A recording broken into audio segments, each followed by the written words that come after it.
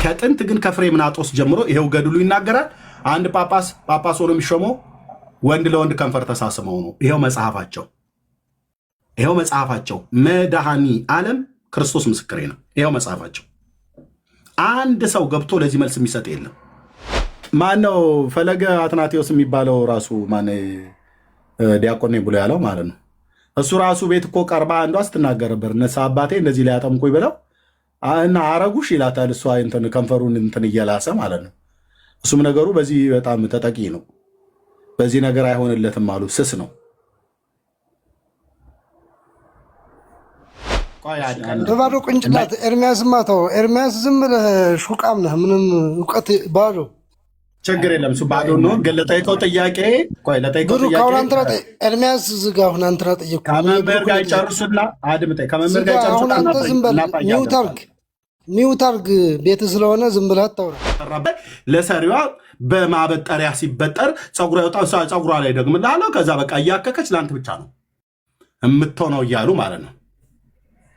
ወደ ሰሜን ኢትዮጵያ ብትሄድ ብራዘር፣ ሰሜን ኢትዮጵያ ብቻ አይደለም ደቡቡ መካከሉ ላይ ብትሄድ ያላገቡ ሴቶች ብዛታቸው ያላገቡ ሁሉ አስማት አለባቸው ተደርጎባቸዋል እያልኩ አይደለም። ኦኬ ሁሉ እንደዛ ናቸው እያልኩ አይደለም። ግን አብዛኞቹ ወንድሞች እናቶች መልካም ከሆኑ እንዲሁ ዝም ብላ እንትን አልማዝ ባለጭራ መሰለቿ ማንም ዞር ብሎ አያትም። እሷ ችግር የለው ካገኟትም ለአንድ ቀን መተኛት ብቻ ይፈልጓት። መልካም የተባለችውን አስረው እነዚህ ሰዎች ናቸው ካህናት ነን ብለው የሚሉት ማለት ነው። እኔን ደግሞ አታምታታኝ። ከደብረ ታቦር እስቴ አንዳቤት ማርያም ጀምሮ ጎንደር፣ ደብረ ብርሃን ባህር ዳር፣ ዱር ቤቴ፣ እዚህ አዲስ ቅዳምና ፍኖተ ሰላም፣ ኤልያስ አካባቢ፣ ደብረ ማርቆስ፣ ሉማሜ፣ ደጀን አካባቢ እያንዳንዷን በቆሎ ትምህርት ቤት ተንከራትቼ የተማርኩ ሰው ነኝ። እዚህ መታይ የሸዋውን ለጊዜው ትችል ማለት ነው። ሸዋን ብለህ ብትል ደብረ ብርሃን ቅድስት ሥላሴ ማለት ነው የኔታ ኤፍሬም ጋር እንዶዴ ሚካኤል በረህት የኔታ ዳንኤል ጋር ድረስ ሄጄ የአቅሜን ያህል ተፍጨርጨር የተማርኩ ሰው ነኝ። በሙሉ ከታች እስከ ላይ ድረስ ካህናት የተባሉት ሴቱን በአስማት እያፈዘዙ ማለት ነው እርስ በርስ ይገዳደላሉ። እና ዘዋቦሙ ስልጣነ ለሐዋርያት በዛ አይመረ መንፈስ ቅዱስ ይልልሃል ይመጣና ተወሱን እርሳው። ለሐዋርያቱ የክህነትን ስልጣን የሰጣቸው እግዚአብሔር ነው። ልክ ነው፣ እናውቃለን። ለእናንተ የሰጣችሁ ማን ነው? ይሄ ነው ጉዳዩን የሚያጦዘው ይሄን ነው። ለዚህ ይኸውልህ አንድ ዲያቆን አንድ ቄስ ገብቶ አይመልስም። መምህር እዚህ ያሉ ካህንም ናቸው። እሳቸውም አሁን እየመለሱ ያሉትን አይታችኋል። አንድ እኮ አልኩ የኤልያስ አምላክ ይፋረደኛል እኮ እንደነዛ 800 ነቢያት 400 የበዓል 450 የአሼራ ማለት ነው። እነዚህ ነቢያት ሐሰተኞች ነቢያት ከኤልዛቤል የሚቀልቡ የነበሩ ቀርሜሎስ ተራራ ላይ መጥተው ለቴስቢያው ለገለአድ ቴስቢው ኤልያስ መልስ እንዳልሰጡ እናንተ እየሰማችሁ እዚህ ያላችሁ ሰዎች አንድ ኦርቶዶክሳዊ ቄስ መጥቶ የሐዋርያዊቱን ስልጣን ጠብቆ ሰንሰለቱን እንዳለ ይዞ መጥቶ አቡነ ማትያስ እጅ ላይ ያለ ብለህ ብትለኝ ብራዘር ቅድም የጀመርኩልህ አቡነ ማትያስን ወያኔን ያመጣቸው፣ አቡነ ጳውሎስን ወያኔን ያመጣቸው፣ አቡነ መርቆሮስን ደርግ ነው ያመጣቸው፣ አቡነ ቴዎፍሎስንም ደርግ ነው ያመጣቸው። አቡነ ተክለ ሃይማኖትም በደርግ ዘመን የነበሩ ናቸው። በ80 ዓመተ ምህረት ቻለው እንግዲህ አቡነ ቴዎፍሎስም የመጀመሪያ የተባሉት እሳቸው ጃንሆይ ናቸው ያመጣቸው። ከአቡነ ቴዎፍሎስ በፊት ኦርቶዶክስ ጳጳስ የሚባል የላትም። ከግብፅ 1600 ዓመት የኛ ብርና ወርቅ እየተመዘበረ ለእስላም እየተሰጠ ጳጳስ መጥቶ መስጊድ 7 መስጊድ ሁሉ እስከ ማሰራት ድረስ ሄደዋል። ማናቸው የጻፉት? ብፁዕ አቡነ መርቆሬዎስ የሸዋው ሊቀ ጳጳስ ከትበውት ጽፈውት ሄደዋል። መጽሐፉ እጃችን ላይ አለ። ስለዚህ የኦርቶዶክስ ክህነት ወንድሞቼ ከላይ እስከታች ባህላዊ እንጂ መጽሐፍ ቅዱሳዊ አይደለም ብዬ ስል ልማዴ ነው። ወታደራዊ ሰላምታ መስጠት የክርስቶስ ወታደር ነኝና አይደለም አንተ ባለጌ አይደለም እንደዚህ ተዋሻለህ ብሎ የሚል ሰው ካለ ይምጣ። ኖር እሺ ምን አለ መሰለህ አሁን ብዙዎችን ዳሳቸዋል። አንተ እንደዚህ ጎጃምም ጎንደርም ምናምን እጃለሁ ብለሃል። በእርግጥ ያልካቸው ነገር እኔ ሙሉ ለሙሉ የሉም አይደለም። እነዚህ ግን የግለሰብ ኃጢአት ናቸው። እንደው ከላይ እስከታይ በጥንቁልና የግለሰብ ኃጢአት አይደለም መምህርዬ። ኖ ይሄ የግለሰብ ነው። አሁን ጎንደር ላይ ጳጳሳቱ ብፁዕ አቡነ ቴዎፍሎስን ማስገደል የግለሰብ ተብሎ እኮ የሚባል የአንድ ሰው ሲሆን ነው እንዳለ ሲኖዶሱ አይደል እንዲፈርሙ ያስገደላቸው። ለምሳሌ ያ እኮ ምን አለ መሰለህ፣ እንደውም እኮ በእግሩ እኮ ነው የሄደ ጳጳሱ በኬንያ አድርጎ በእግሩ ነው የወጣው። ኖ እሳቸው ብፁዕ አቡነ መርቆሪዎስ ናቸው። በታምራት ላይ ወያኔ ሲገባ መለስ ዜናዊ ፕሬዚዳንት በነበረ ሰዓት ላይ ጠቅላይ ሚኒስትር ታምራት ላይ በነበረበት ሰዓት ላይ ይሂዱ ይውጡ ተብለው የጎንደሩ መርቆሪዎስ በኬንያ በኩል እንዲሄዱ ተደረገ። እኔ እያወራት ያለ እሳቸው ከመሾማቸው በፊት የነበሩት ብፁዕ አቡነ ቴዎፍሎስ የተገደሉበትን ነው ብዬ የምለው። ጳጳሳቱ አይደሉ የፈረሙት እኮ ጳጳሳቱ ፈረሙ። እንደውም ደግ አባት ነበሩ፣ ትሁት አባት ነበሩ። በጣም ፖለቲካውን ያስገደላቸው ደርግን ያስገደላቸው ጳጳሳቱ ለምን ፈረሙ ነው ብዬ የምለው መምህርዬ። አብዛኛውን ጳጳሳቶቹ በየሰዓቱ የሚመጡት አያድበስብሱ። እንደው በመድኃኔዓለም ከኔ ጋር እንዳይጣሉ መምህርዬ። እንዴ ሲኖዶሱ በሙሉማ ፖለቲከኛ ከሆነ በብፁዕ አቡነ ማትያስ ማለት በብፁዕ አቡነ ጳውሎስም ዘመን የነበረው በሙሉ ሲኖዶስ ሃይማኖት መንደረም ፖለቲከኛ ነው ማለት ነው።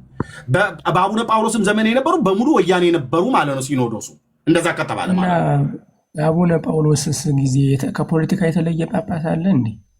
እኮ ከፖለቲካ ያልተለየው ብፁዕ አቡነ ጳውሎስና ብፁዕ አቡነ ማትያስ ጋር ሲመጣ አይደለም ሰው አይኑን ማጉረጥረጥ ያለበት።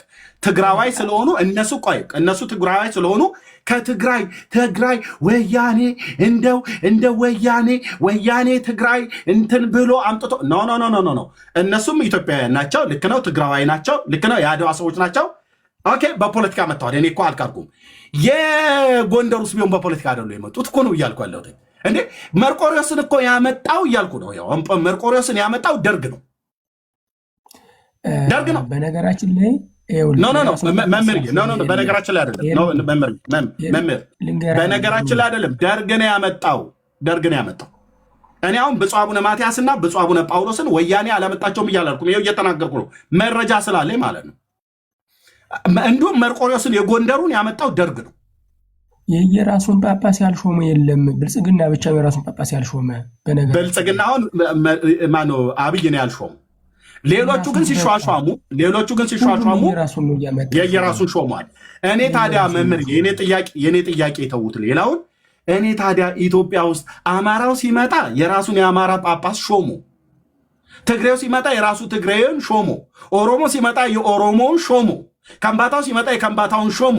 እንዲህ አይነት ተሿሹማችሁ ስታበቁ ጠቅላይ ሚኒስትር መለስ ዜናዊ እንዳሉት ማለት ነው እርስ በርሳችሁ ተቀጣቅጣችሁ ስታበቁ ብለው እንዳሉት ማለት ነው። አንድ የፖለቲካ ፓርቲዎች አስቸግረዋቸው እነ ልደቱ ምናምን ነገር ለልደቱ መልስ ሲሰጡት ነው። ባይዘ በዚህ አጋጣሚ መለስ ዜናዊ በጣም መወደው ሰው ነበረ። በጣም አንደበተ ርቱዕ ነው፣ የሚናገር ነው። ክፋትም አለበት፣ መልካም ነገር አለበት። ለኢትዮጵያ የሰራው መልካም ነገር አለበት። እኔ እንደ አንድ ኢትዮጵያዊ ለዛ ሰው እኔ ሪስፔክት አለኝ በጣም ለጠቅላይ ሚኒስትር መለስ ዜናዊ በጣም ነበር ሰማቸው የነበረው። እና ምን አሉ አንድ ፖለቲከኞች የኢህአዴግ መንግስት የወያኔ መንግስት ምናምን ነገር ብለው ሲሉ ፓርላማ ላይ እርስ በርሳችሁ ተቀጣቅጣችሁ ስታበቁ መታችሁ በወያኔ አታሳቡ ምናምን ነገር ብለው ያሉት ቃል አለ። አሁንም ኦርቶዶክስ ጳጳሳቱ እርስ በርስ ተቀጣቅጠው ሲያበቁ ወያኔ የትግሬ ሰዎች ናቸው ይላሉ። እኔ ደግሞ ጎንደሮች ውስጥ ገብተውበት የለ ወይ ነው። የአማራ ውስጥ ፖለቲከኞች ቢሆኑ ሲመጡ ብፁዕ አቡነ ማርቆሪዎስን የሾሙት ብፁዕ አቡነ ቴዎፍሎስ ተገለው ነው። እኔ አሁን ዋናው ታዲያ ኤርሚያስ ምንድነው ዓላማ ይሄ ነው። እንደዚህ እርስ በርስ ተገዳድለው እርስ በርስ ተጨፋጭፈው በጠቅላይ ሚኒስትር መለስ ዜናዊ ንግግር እርስ በርስ ተቀጣቅጠው ሲያበቁ መጥተው የሐዋርያቱ ስልጣን እንዳለች ወርዳ ተወራርዳ እኛ ጋር ደርሳለች። ሳቄ የሚመጣ ይህን ነው። እንዲህ አይነት የአገልግሎት የክህነት ስልጣን ሹመት ይዞ ከንፈር ተሳስሞ የመጣ ጵጵስናና ክህነት ምን ያኮራል? ጴንጤ ፊት እሱ ሜታፎሪክ ነው። እሱ ይተርጉሙት፣ መምህር ይኸው ዝም ብያለሁ። ይተርጉሙት ሜታፎሪኩን። ኢየሱስ ከንፈሩን ስሞታል። ብፁዕ አቡነ አትናቴዎስ ከንፈሩን ስሞታል። የሰላማን ኢየሱስም ከንፈሩን ስሞታል። ማርያምም ከንፈሩን ስመዋለች። መላእክት ከንፈሩን ስመውታል። ነቢያትና ሐዋርያቱ በሙሉ እየተፈራረቁ ስመውታል። ሜታፎሪኩን ይተረጉሙታል። ይበሉት። አንድ ነገር ልንገርህ፣ መላእክት ስጋ አላቸው እንዴ? ሰማዋል መላእክት ስጋ ብላለች። አላቸው እኔ ልቡሳነ ስጋ ናቸው ብዬ እኔ አላምንም። እና እሺ ኢየሱስ ክርስቶስስ እንዴት ነው ሳማቸው ሲባል እና ለምሳሌ እግዚአብሔር እርሶ ይተርጉሙት ሜታፎሪክ ነው ብሏል። እኔ ሜታፎሪክ ይተርጉሙት ማለት ነው እኮ ይተርጉሙታ መምህር። ሜታፎሪኩ እኮ እንትን መተርጉም ምን አለ መሰለህ እንደዚህ አይነት ጽሁፎቹ ሲጻፉ እኮ ጸጋው አደረበት እግዚአብሔር መረጠው ለማለት የተገለጸ እንጂ ነው ሳሙት አይደለም። መምህር እንደው በመድኃኒዓለም አምላክም ምሬን እኮ ነው ጸጋ እግዚአብሔር እንዲያድርባቸው ኢየሱስ ሐዋርያቱን በምድር በነበረበት ሰዓት ላይ መንፈስ እፍ አለባቸው፣ መንፈስ ቅዱስንም አደረባቸው ነው የሚለው። እፍ አለባቸው ነው ያለው። ኦኬ ጸጋ እግዚአብሔር እንዲያድርባቸው እንጂ ጴጥሮስ ና ዮናሊ ጴጥሮስ ተጠጋኝ ብሎ ከንፈሩን ሳመው። ወንድሙ እንድርያስስ ለምን ቆመታ ለና ተጠጋ ልሳም ብሎ ሳመው። የዘብዴዎስ ልጆች ዮሐንስና ያዕቆብን እነ በርተሎሜዎስን ሳማቸው ኢየሱስ አልሳመም። እንዴት ነው እናንተ ዘመን ላይ ሲደርስ እናንተ ጳጳስ ጋር ሲደርስ ወንድ ለወንድ ከንፈር እየተሳሳመ ማርያምም ከንፈሩን ሳመችው፣ ኢየሱስም ከንፈሩን ሳመው፣ መላእክትም ከንፈሩን ሳመው። ይሄም እንደሚያስተምረው ወንድ ለወንድ ከንፈር መሳሳም በኦርቶዶክስ ቤተክርስቲያን ውስጥ ነውርነት የለውም ነው። ይሄ እኮ በአንድ ገድል ላይ ብቻ አይደለም የተባለው። የዘርዓ ብሩክንም ከንፈር ስማለች ማርያምም ኢየሱስም። ማምላክን ነውር ነው። ለምን እስቲ ኢየሱስ የት ነው ያለው እንዴ? ስንቴ ነው ኢየሱስ መቶ ሳመው ሲባል እንዴት ነው አንተ የምትረዳው አንተ? እና ታዲያ እናንተ ናችሁ የጻፋችሁት መምህር። ገድለ ተክለ ሃይማኖትን ሳነብ ከንፈሩን ሳመው ይላል። ገድለ ዘርዓ ብሩክን ሳነብ ከንፈሩን ሳመው ይላል። ገድለ ገብረ መንፈስ ቅዱስን ሳነብ ከንፈሩን ሳመው ይላል። የኤርሚ አንተ እኮ ጨዋ አይደለም። የቤተክርስቲያኗ ትምህርት አለ ቢያንስ በዜማም ጉሮሮ ተሞርዷል። ከወዴት ነው ምን አውዳዊ ፍቺ ታውቃለህ? ዝም ብለህ አይደለም። በነገራችን ላይ ቤተክርስቲያኗ አስተምርሃለች አይደለ እንዴ? ዝም ብለህ ጨዋንብ አታነብም። ይሄ እኮ አሁን የምጠይቀው እንደ ሙስሊም እኮ ጥያቄ ነው የምጠይቅ። ኢየሱስ ሳመው ሲባል ኢየሱስ በዛን ጊዜ የት ነው ያለ ስታስበው? አርጉ የለ እንዴ? ወርዶ ትላለቻ። ኢየሱስ ክርስቶስ ተገለጠለት ትላለቻ መምህርዬ። እንዴት አንተ ቆይ ስታስበው ስንት መጻሕፍትን ወረደ ትላለች ወረደ ትላለች። እኔ እኮ ኢየሱስ አሁን ወይት መምህር ወነበረ በየማነ አቡሁ ስለሚል በአባቱ ቀኝ ነው ያለው ጌታችን። ስለዚህ ወረደ ትላለች ቤተክርስቲያኒቱ። ይሄ ወረደ ብሎ የሚለው እንዴት እንያዘው መምህር? ሜታፎሪኩን ይተርጉሙት እርሶ። እኔ ግባኝ ዛሬ ሀሳቤን አነሳለሁ። በቃ ቤቱን ዘግቼ እወጣለሁ። እዚህ ያለ ሰዎች እንዲገባን ማለት ነው። ይተርጉሙት ሜታፎሪኩ በምንኛ ትርጓሜ እንደሚተርጉም ይተርጉሙትና ከዛ ሶሪ ገባኝ ዛሬ መምህር ብዬ ህዝቡን ብሎ ይወጣል ማለት ነው። ምን አጨቃጨቃል? አሁን ለምሳሌ ማርያምም ሳመችው ስንል እግዚአብሔርም ሳመው ካል መላእክት ሳሙት። መላእክት ሰውን አይስሙም። እሙንቱ ረቂቅ ናቸው። አለቀ። ኢየሱስም ሳመው ስንል ኢየሱስ በየማነ አቡሁ ነው ያለ። ነገር ግን እንዳንድ ክርስቲያን መጣ ትላለች። በየማነ አቡሁ ወነበረ በየማነ አቡሁ ብላ ያለች ቤተክርስቲያን መጣ ወረደ ትላለች። ወረደ አይደለም። ይኸውልህ በየማነ አቡሁ ዳግመ የመጽአ ኢኮንን ሕያዋነ ወሙታነ ብላ የምትል ቤተክርስቲያን ትላለች። ለህሊና አንተ እንዴት ወርዶ መጥቶ ሳመ ትላለች? ራሷ ቤተክርስቲያኒቱ መምህር ወረደ ብላ የምትለውን እስቲ ሜታፎሪክ ከሆነ ወረደም ሜታፎሪክ ከሆነ ይተርጉሙት። መሳምም ሜታፎሪክ ነው ብለውኛል፣ ይተርጉሙት። የጌታችን ኢየሱስ ክርስቶስም ወርዶ መሳሙ የማርያምም መሳም ባይዘው ልብ በሉ። እዚህ ውስጥ ያላችሁ ሰዎች በኦርቶዶክስ ከጥንቱ የአሁኖቹን አላቅም እኔ ሲሿሿሙ በማላውቀው አልነገርም። ከጥንት ግን ከፍሬምናጦስ ጀምሮ ይሄው ገድሉ ይናገራል። አንድ ጳጳስ ሆኖ የሚሾመው ወንድ ለወንድ ከንፈር ተሳስመው ነው። ይኸው መጽሐፋቸው መድኃኒ ዓለም ክርስቶስ ምስክሬ ነው። ይኸው መጽሐፋቸው። አንድ ሰው ገብቶ ለዚህ መልስ የሚሰጥ የለም። አይ ይሄ መሳሳም እኮ ሜታፎሪክ ነው እያሉ መምህር ይተርጉሙት እርሶ። ለምሳሌ እግዚአብሔር ኑ እንውረድ እናፍርስባቸው ሲል እንውረድ ሲል ጀስት ላይክ እንደ እርምጃ አይደለም። ታውቀዋለህ መምህር ይተርጉሙት። እሱ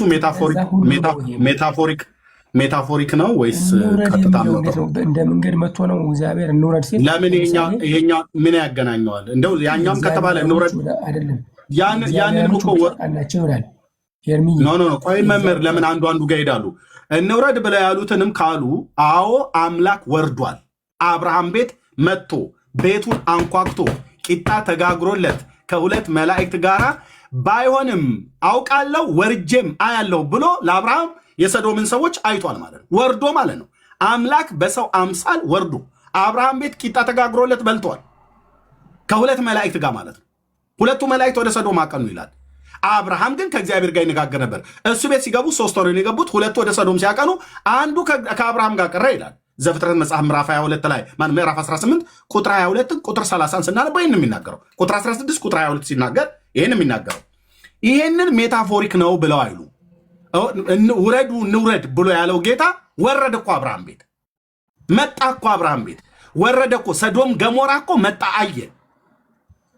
ቃል እግዚአብሔርም ደግሞ ይለው ከአብርሃም ጋር ሲነጋገር መምህር መጻ ተቀባ ወረደ ፈነወ እነዚህ የሚባሉት አገላለጾቹ እግዚአብሔርን በቦታ ለመግለጽ አይደለም። ፈነወ ብሎ ሲል ማንን ነው ፈነወ ያለው? ኦኬ ፈነወ ብሎ ሲል ማንን ነው ፈነወ ብሎ ያለው? የላከው ማን ነው? ልጁን ነው። ልጁን ነው እኮ ልጁን ነው። ፈነወ ብሎ ሲል ፈነወ ልጁን ነው፣ ወልድን ነው የላከው ማለት ነው።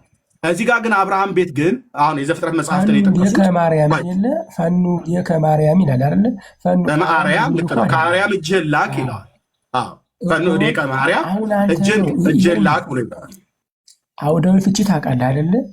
ኢየሱስ ክርስቶስ ከየማነ መንበሩ መጥቶ ነው ወይ ሳመው የምትል አንተ በየማናቡ የምትል ለፍርድ ይመጣል፣ እንዲሁ እንዳያችሁት ይመጣል ለፍርድ እንደውም ሕፃን ሆኖ ሙታን ይፈርዳል የምትል ቆይ መምህርዬ፣ እንደውም ሕፃን ሆኖ ነው የወረደው ነው የምትለው። ገድለ ማለት ድርሳነ መድኃኔዓለም ወገድለ መባሕጽዮን ላይ ሕፃን ሆኖ ወርዶ መድኃኔዓለም በሕፃን አምሳል ታይቶት እሱ የሚያወራው ይኸውልህ ስለ ህብስቱ ነው። እሱ የሚያወራው አይ እሱኛው ገድለ ክርስቶስ ሰምራ ላይ ነው የህብስቱ የቤተልሔሙ መሶበ ወርቋ ተቀይራ ልጃገረድ ሆነች። ዳቦ ህብስቱ ደግሞ ያው ጵርሱ ፎራው ተቀይሮ ሕፃን ሆነ። ከዛ መልአኩ መጥቶ ቢለውን እሱ ገድለ ክርስቶስ ሰምራ ላይ ነው። ገድለ ማለት ድርሳነ መድኃኔዓለም ወገድለ መባሕጽዮን ላይ ኢየሱስ ክርስቶስ እራሱ ወርዶ ሕፃን ሆኖ ታቅፎት አቅፎት ከንፈሩን እየሳመው ስሜቱ እስኪመጣ ድረስ ነዘረኝ እያለ ማለት ነው። ልቤን አሳጣኝ ያለ ጽፋለች ወርዶ ከዛ ስሞት ደግሞ ወደ ሰማይ ያረገ ትላለች። ላሳይ መምህርዬ፣ ከሳመው እኮ በኋላ ወደ ሰማይ ያረገ ትላለች። ወደ ሰማይ ወጣ ትላለች። ለመሳም ወረደ፣ ከሳመ በኋላ ወጣ ትላለች። አረገ ትላለች። ስለዚህ ካረገ በምንድን ነው ያረገው? በስጋው ማለት ነው። ሲገለጥ ሕፃኑ ነው የተገለጠው። መምህር እግዚአብሔር እኮ በአንድም በሌላ ምክንያት እኮ ይገለጻሉ። መንፈስ ቅዱስ እኛ ተለየንም አይደል እኮ። ስለዚህ በሕፃን መልክ ተገልጦ ማነው መባሕጽዮንን ከንፈሩን ስሞታል ኢየሱስ ክርስቶስ። እግዚአብሔር በአንድም በሌላም ይገለጻል። ምክንያቱም ወላጅ እንደሌለው አልተዋችሁም የተባለ ብሩክ ጥያቄ ያለኝ እያለ ነው መምህር። የኔን ጥያቄ ሊመልሱት አልፈለጉ። ብሩኬ ጥያቄ ያለኝ እያለ ነው። ወደ እሱ ሂድና እሺ ብሩኬ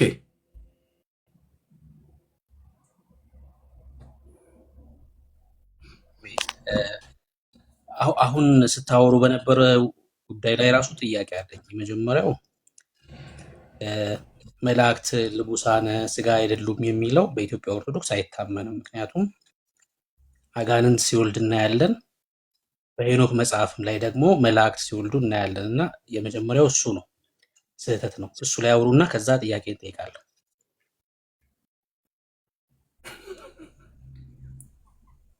አልሰማሁም። እውነት ነው፣ አይሰማም መምህር። እንዲህ አይነት ጥያቄ አይሰማም። እኔ ምን ትንሽ የተሻለ እንኳን አታምጣም? እናንተ ጭራሽ ታብሰዋለህ። ላላርገው ይናገረው።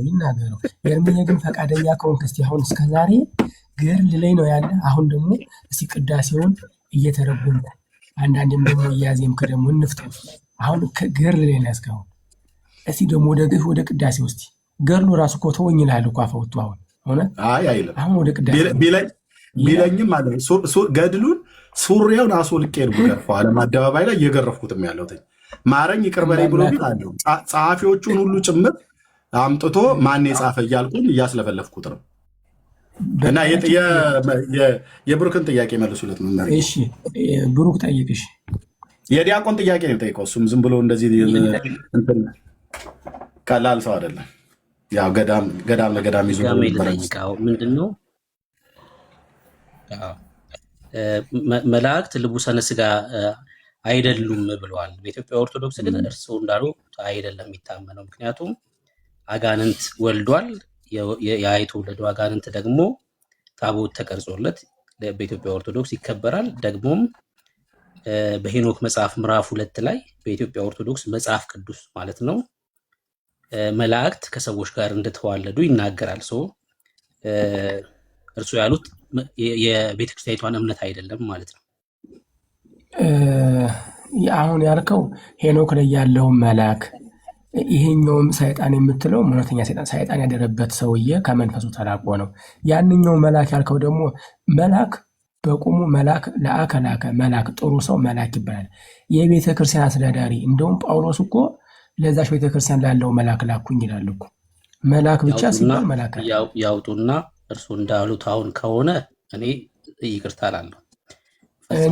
ምን ይሄ እኮ በነገራችን ላይ መምህር ሄሮድስም ሰጥቶበታል እኮ።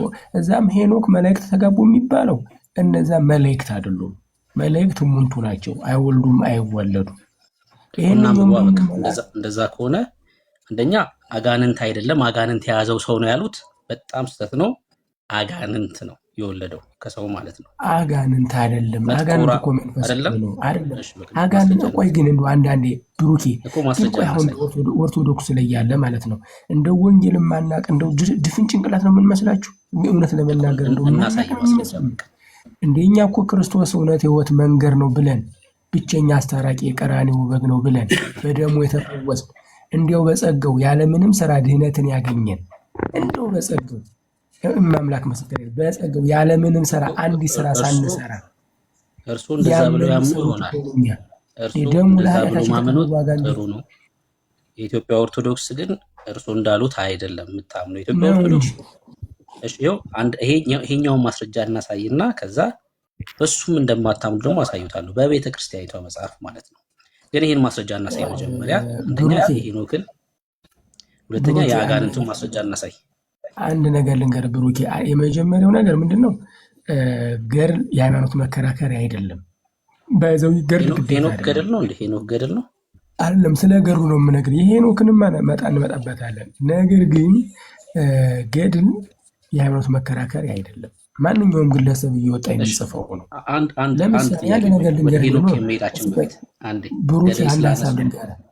አንድ ሀሳብ ልንገር። ለምሳሌ ታምረ ማርያም የተጻፈው በ14ኛው ክፍለ ዘመን ነው። ከ14ኛው ክፍለ ዘመን በፊት ታምረ ማርያም ያነበቡ ክርስቲያኖች አሉ አይደሉም ማለት ነው። እንደየዘመኑ የምትመለሱትማ እናንተ ናችሁ ክርስቲያኖች እኮ የነገርኩህ እኮ ነው። ገድለ ቅዱሳን መማሪያ የሚሆኑ ክርስቲያኑ የሚያነቡ ነው እንጂ ያን ያህል ለክርስትና መከራከሪያ አንድ ሙስሊም ስታሳምነው ገድል ጠቅሳ አይደለም፣ መጽሐፍ ቅዱስ ጠቅሳ ነው የምታስተምረው። እንደዚህ ላድርግሽ። አሁን በተደጋጋሚ አንዴ ስሙ። ከዛ አልጠይቆትም ገድል የሚባል እርሱን አልጠይቆትም። ይሄም ጥያቄ ማለት ነው። ምንም ችግር የለም። ኧረ አንተ በላይ ደግሞ ገና ወጣት እኮ ነኝ እኔ። አንተ በለኝ ገና ወጣት። እግዚአብሔር ያክብረውና ስለሚያከብረኝ ነው። ገድል እስትንፋሰ እግዚአብሔር ነው ወይስ አይደለም? ገድል እስትንፋሰ እግዚአብሔር አይደለም። ናይስ። ያ ማለት የሰዎች የልብ ፍላጎት ነው ማለት ነው። አዎ የሰው አንዳንድ ገድል ለምሳሌ ልንገርህ፣ ጥሩ የምትቀበሏለት ይኸውልህ ትመዝነዋለህ ከመጽሐፍ ቅዱስ ጋር የሚስጠራጥላት እኔ ይመዘናል አይመዘንም አይደለም ጥያቄ። እስትንፋሰ እግዚአብሔር ነው ወይስ አይደለም? እስትንፋሰ እግዚአብሔር ይኸውልህ መጽሐፍ ቅዱስ ብቻ ነው። መጽሐፍ ቅዱስም እኮ የሰዎችን ማሰብ አለ። ለምሳሌ ጳውሎስ የራሱን ሀሳብ የጻፈበት አለ። አይ መጽሐፍ ቅዱሳችን ላይ የተለያዩ ሰዎች ንግግር አለ፣ ግን የእስትንፋሰ እግዚአብሔር ነው አይደለ? የሰዎችን እግዚአብሔር የተናገረውን የሰዎች እንኳን ንግግር ቢሆን በእግዚአብሔር መንፈስ ምሪት የተጻፈ ነው። ለምሳሌ ሙሴ የሰዎችን ንግግር እንኳን በእግዚአብሔር ምሪት ነው የጻፈው። ገድላትና ድርሳናት እስትንፋሰ እግዚአብሔር ናቸው ወይስ አይደለም? እኔ ገድላትና ድርሳናት የእግዚአብሔር እስትንፋስ ናቸው ብዬ አላምንም። ያ ማለት ተረት ነው። በቃ እርሱን አልጠይቁትም። ተረት ማለት ይኸውልህ ገድላት በነገራችን ላይ ትንሽ ብሩኬ አዳምጠኝ። ብዙ ጊዜ ስትናገር ስለምሰማ ነው። ለመሰሉት አሁን መጽሐፍት ማለት ነው በሶስት መንገድ ይጻፋሉ። አንደኛው በአጋንንት ምሪት ነው፣ ልክ ገድላቱ እንደተጻፉት ማለት ነው። እኔ እንደዛ ነው ማምነው። ሁለተኛው የሰዎች የልብ ፍላጎት ነው፣ እነዚህ ፊክሽን የሚባሉት ማለት ነው። ሶስተኛው የእግዚአብሔር መንፈስ ያለበት መጽሐፍ ነው። በቃ ከዚህ ሊወጣ አይችልም። የእግዚአብሔር መንፈስ አይደለም ገድላትና ድርሳናት ካሉኝ ወይ ተረት ተረት ነው ወይ ደግሞ በአጋንንት ምሬት የተጻፈ መጽሐፍ ነው። ከሁለት አንዱ አያመልጥም ማለት ነው። አንድ ያዳምጠኝ እንዳዳመጥኩ አንተም አዳምጠኝ ብሩኬ። በነገራችን ላይ ገድላት ላይ ስንሄድ ምን አለ መሰለህ ብሩክ ወንድሜ፣ ሸዋና ሰሜኖች ቅዱሳን የየራሳቸው ቅዱሳን ያዋጡ ነበረ። ያለበቃውን በቃ ያሉ ገድል ይጽፉ ነበረ። ፉክክር ነበረ። እነዛ ሁላ እኔ የእግዚአብሔር እስትንፋስ ኃይል ነው ብዬ አላምንም። ነገ ምን አሁን ከትግራይ ለምሳሌ ብዙ ቅዱሳኖች አሉ። አሁን ኤርምያስ ያልደረሳቸው ገድሎች አሉ። ከሸዋም በኩል ሲወጣ ከጎጃምም እንዲህ ሲወጣ ከብዙ ነገር ይወጡ የሚጻፉ አሉ። ሰዎች ዝም ብለው በግል ሀሳባቸው የሚጻፉ አሉ። እነዛ ልብ በሉ። መምህር እዚህ ጋር ተናግረዋል። ልብ በሉ። ከትግራይና ከጎጃም ከጎንደር ከሸዋ ነው ጻድቃን ተብለው ታቦት የተቀረጸላቸው። ከኦሮሞ ከወላይታ ከከምባታ ከሀዲያ ከጉራጌ ግን አንድ አታገኙም። ወላሃንቲ አልጨረስኩም። ወደ ብሔር አልጨረስኩም። ስለዚህ ቆይ ምንድን ነው ማለት ነው? ስለዚህ ምንድን ነው ማለት ነው? ነገር ያነሰዋል። ይሄን ነገር አንዴ እኔ ናዝሬት ውስጥ ተናገርኩ ኢትዮጵያ በነበርኩበት ሰዓት ላይ እና ይሄ አደገኛ ፖለቲካ ነው የተናገርከው አለኝ። የምን ፖለቲካ? አየህ አሁን አቡነ ዘበርጋ የሚባል ታቦት ልታሳዩን ይገባል ማለት ነው። አቡነ ኪሮስ እንዳለ ሁሉ ኦኬ። ስለዚህ ከጎጃም ከአማራውና ከትግሬው ተጠራርተህ ምድሪቱን ታቦት በታቦት አድርናት ብለህ የሞላ ሁሉ ልታሳየን ይገባል። ከወላይታ አቡነ ጦና የሚባል ታቦት ልናይ ይገባል። ምክንያቱስ እግዚአብሔር ጻድቃንን የሚያጸድቀው ከአማራና ከትግሬ ብቻ ነው እንዴ? አረ ኤርሚ ልጨርስ አንዴ። የጨርሱ ቀጥሉ። እኔ ሲጀመር ታቦት አያልኩም። ቤተክርስቲያኗ ደግሞ በአሁኑ ሰዓት ታቦት አታመልክም። ታቦት አናመልክም። ታቦት ደግሞ አይመለክም። በቤተክርስቲያናችን የሚመለከው ኢየሱስ ክርስቶስ ብቻ ነው። አለቀ። ሌላ የሚመለክ ደም ደባልም አናመልክም። ነገር ግን ከታሪኩ ስመጣለህ እነዚህ ሰዎች አንዳንድ በየዋሻው ለምሳሌ አንድ ነገር ልንገራችሁ። ያለ ማርያም አማላጅነት አለማይድንም ያለ እኮ አንድ ዋሻ ለዋሻ የሚሄድ እኮ ነው። ያለ ማርያም አማላጅነት አሁን ይሄ ተረት የሆነ ትምህርት ነው ለእኔ። እንደው ዝም ብሎ አንድ ሰው ያመጣውን ሁሉ አትቀበልም። በነገራችን ላይ ያለ ማርያም አማላጅነት ዓለም አይድንም የሚል ሰው እኔ አሁን ትቀበላት አልቀበልም። እንደዚህ የየሰዎች የግል ሀሳብ አለ። ግን የቤተ ክርስቲያን አስተምህሮ የምመራበት ለምሳሌ እኛ ኢየሱስን ብቻ ነው የምናመልከው አሉ እና ምሳሌ ሲያነሱ ያለ ማርያም አማላጅነት ዓለም አይድንም የሚለውን አንድ ግለሰብ ነው ያነሳው አሉ። ማርያምን አመልካት አለው ያለው ደግሞ ለምሳሌ በኢትዮጵያ ኦርቶዶክስ ሊቅ የሚባለው አባ ጊዮርጊስ ዘጋስጫ ነው። አባ ጊዮርጊስ ዘጋስጫ ማርያምን አመልካት አለው የሚለው ማን ያለው? ማስረጃ አምጣ ብሩ። አመልካት አለው ያለው ተቀባጥራለህ። አሳያለሁ። ችግር የለውም። ማስረጃ መጠየቅ ትልቅ ነው። እናሳያለን። ወንድማችን አሁን ላልከው ማስረጃ አምጣ። እናሳያለን። ማስረጃ አውጣ። ማስረጃ ዝም ብለህ በወሬ ብቻ አይደለም። ዝም ብለህ በባዶ ቅንጭላት ኤርሚያስማ ተው። ኤርሚያስ ዝም ብለህ ሹቃም ነህ። ምንም እውቀት ባዶ ችግር የለም። እሱ ባዶ ነው። ግን ለጠይቀው ጥያቄ ኤርሚያስ ዝጋ። አሁን አንተ ጠየቅኩ። ከመምህር ጋር ጨርሱና አድምጠኝ። ከመምህር ጋር ጨርሱና አሁን አንተ ዝም በል ሚውት አድርግ። ቤት ስለሆነ ዝም ብለህ አታውራ። ብሩ እሺ፣ አረጋለሁ። እሺ፣ ምንድን ነው የፈለግከው? አይታ ህይወት እየቆይ ምንድን ነው የፈለግከው? እሺ ወንድማችን ታዩትየው ላኪነት እንደገና ይክፈት። ምንድን ነው የፈለግከው? እሺ ወንድማችን ብሩክ ማስረጃ አምጣ። የምን ማስረጃ? ትልቁ ላይ አድርገው ማስረጃ ያምጣ። ምንድን ነው የጠየቀው ጥያቄ? ምንድን ነው የተጠየቀው?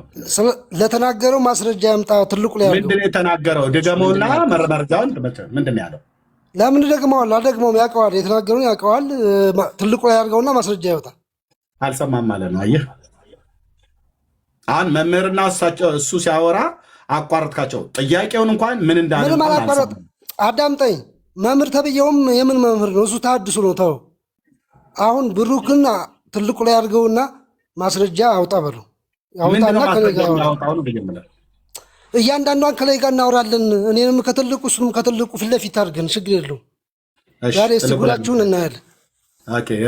ጉድ ሊፈላ ነው ብሩክ። እንግዲህ ያው ትልቁ ላይ አድርጌያለሁ። ባል ማስረጃ አውጣውን። እሺ የምን ማስረጃ ልስጥ? ንገረኝና ልስጥ። ለምን ነው ማስረጃ የፈለከው? የምን ማስረጃ ትለኛለህ? እንደ የተናገርከውን ታውቀዋለህ ከሱ ጋር እኮ ምን አልኩኝ? ምን ለሚለው ነው ማስረጃ እኮ መልሰህ ተናገረዋ። እኔ ለምን እናገራለሁ? የተናገርከው መልሰህ ተናገረው። አልሰማህም አንተ? ሪካርዱን እንትን ላስደምጥህ? አይ አትነግረኝም። አላስደምጥህም። እሺ አስደምጥ። አንተ አውጣው፣ የተናገርከውን ድገመውና ማስረጃህን አቅርብልኝ። በእንትን እያደረግህ እሺ፣ ድገምለት ወንድምነት፣ ጊዜ እንዳንወስድ ድገምለት ምን እንዳልክ። እሺ የኢትዮጵያ ኦርቶዶክስ ኢየሱስን ብቻ ነው የምታመልከው አሉ መምህርክ። አይ አባ ጊዮርጊስ ዘጋስጫ ግን ኢትዮጵያ ኦርቶዶክስ ሊቅ የምትለው ሰው ማርያምንም እናመልካታለን ብሏል አልኩ እኮ። እሱን አውጣልኝ እኮ ነው የምልህ። አታመልኳት በማስረጃ አውጣልኝ እኮ አልኩህ። ለምን እናመልካታለን? ማርያም እኮ ድንግል ማርያም ክርስቶስን የወለደች ክርስቶስ ሰው እንዲሆን ከክርስቶስ በታች ከቅዱሳን በላይ ከፍ ያለች ነች። ብፅዕት ናት ብሎ በሉቃስ ወንጌል በምዕራፍ 1 እስከ መጨረሻው ስታነባው ስለ እሷ የመሰከረ ነው መጽሐፍ ቅዱስ። አሁን አናመልክም እያልከኝ ነው? ግን አንተ እንዴት የት ነው ኦርቶዶክስ በመጽሐፍ ቅዱስ ማርያምን ያመልካታል የሚል ያውጣልኝ፣ ማስረጃ ያውጣልኝ። እሺ መጽሐፍ ቅዱስ ማርያም እንደምትመለክ አይናገርም። የኢትዮጵያ ኦርቶዶክስ እኮ ማስረጃ አውጣልኝ። ዝም ብለህ በእናትህ ይኸውልህ፣ ጥሩ ሰው ለመሆን አትሞክር። ለስለስ ማለት ምናምን ጥሩ ወይም አዋቂ ምናምን አይደለም። ብርክዬ ለምን አትገላገለንም?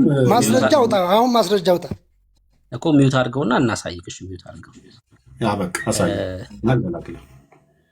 ክፈተልን ኤርሚ። ረቡዕ ላይ ነው ዓርብ ላይ ነበር? ገጽ 125 እኔ በያዝኩት ያኛው በላኩል፣ በሁለተኛው በላኩል። ኦኬ ሁለት ስለሆነ ያልከሽ ያኛውን ላምጣሽ። ይሄ ከሆተ ብርሃን ጋር ካለ እሺ፣ ለብቻ ባለው እሺ፣ እስከዛው ብርሃኑ ሳይሆን በዛ እሺ፣ አውራው እስከዛው እሺ። እሺ የኢትዮጵያ ኦርቶዶክስ በመጽሐፏ ማለት ነው፣ ለዛውም ኢትዮጵያዊ ሊቅ የተባለው አባ ጊዮርጊስ ዘጋስጫ ማለት ነው ማርያም እንደምትመለክ ጽፏል በመጽሐፉ ላይ። እንዚራ ስብሐት በተባለው ለማርያም ውዳሴ ባቀረበበት መጽሐፉ ላይ ማለት ነው። በጣም የሚገርመው ማርያምን ማምለክ ብቻ ሳይሆን የማርያምን ስጋና ደም እንደሚበሉም ጭምር በዛው። ሌላውን ወሬታው አሁን ማስረጃን አውጣልኝ አባቴ። ያንተን ወሬ ልሰማ አይደለም እዚህ፣ ያንተን የተረት ወሬ ልሰማ አይደለም እዚህ የገባሁት። ማስረጃን የምታወጣ ከሆነ አውጣ። አንድ ደቂቃ ነው የምሰጠው። በቃ እንደዚህ አይነት ቀጭን ትእዛዝ እንዴት ደስ እንደሚል ወንድም አለ። በቃ አውጣ በእናትህ ኤርሚ፣ ዝም ብለህ አትላፈፍ። ብሩክ ዝም ብለው እሸቱን ይዋሻል። ምንም መረጃ ሳይሆን ይኸው ልናሳየ ነው።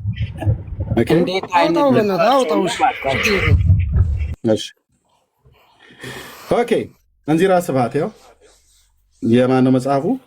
ተርጓሚ መምህር ተስፋ ሚካኤል ታከለ፣ አሳታሚ በኢትዮጵያ ኦርቶዶክስ ተዋሕዶ ቤተክርስቲያን ማህበረ ቅዱሳን ያሳተሙ። ልብ በሉ የቤተክርስቲያኒቱ ነው። እሱን እኮ አንተም ታትመዋለህ፣ ችግር የለውም። ማተሚያ ቤት ሞልቷል።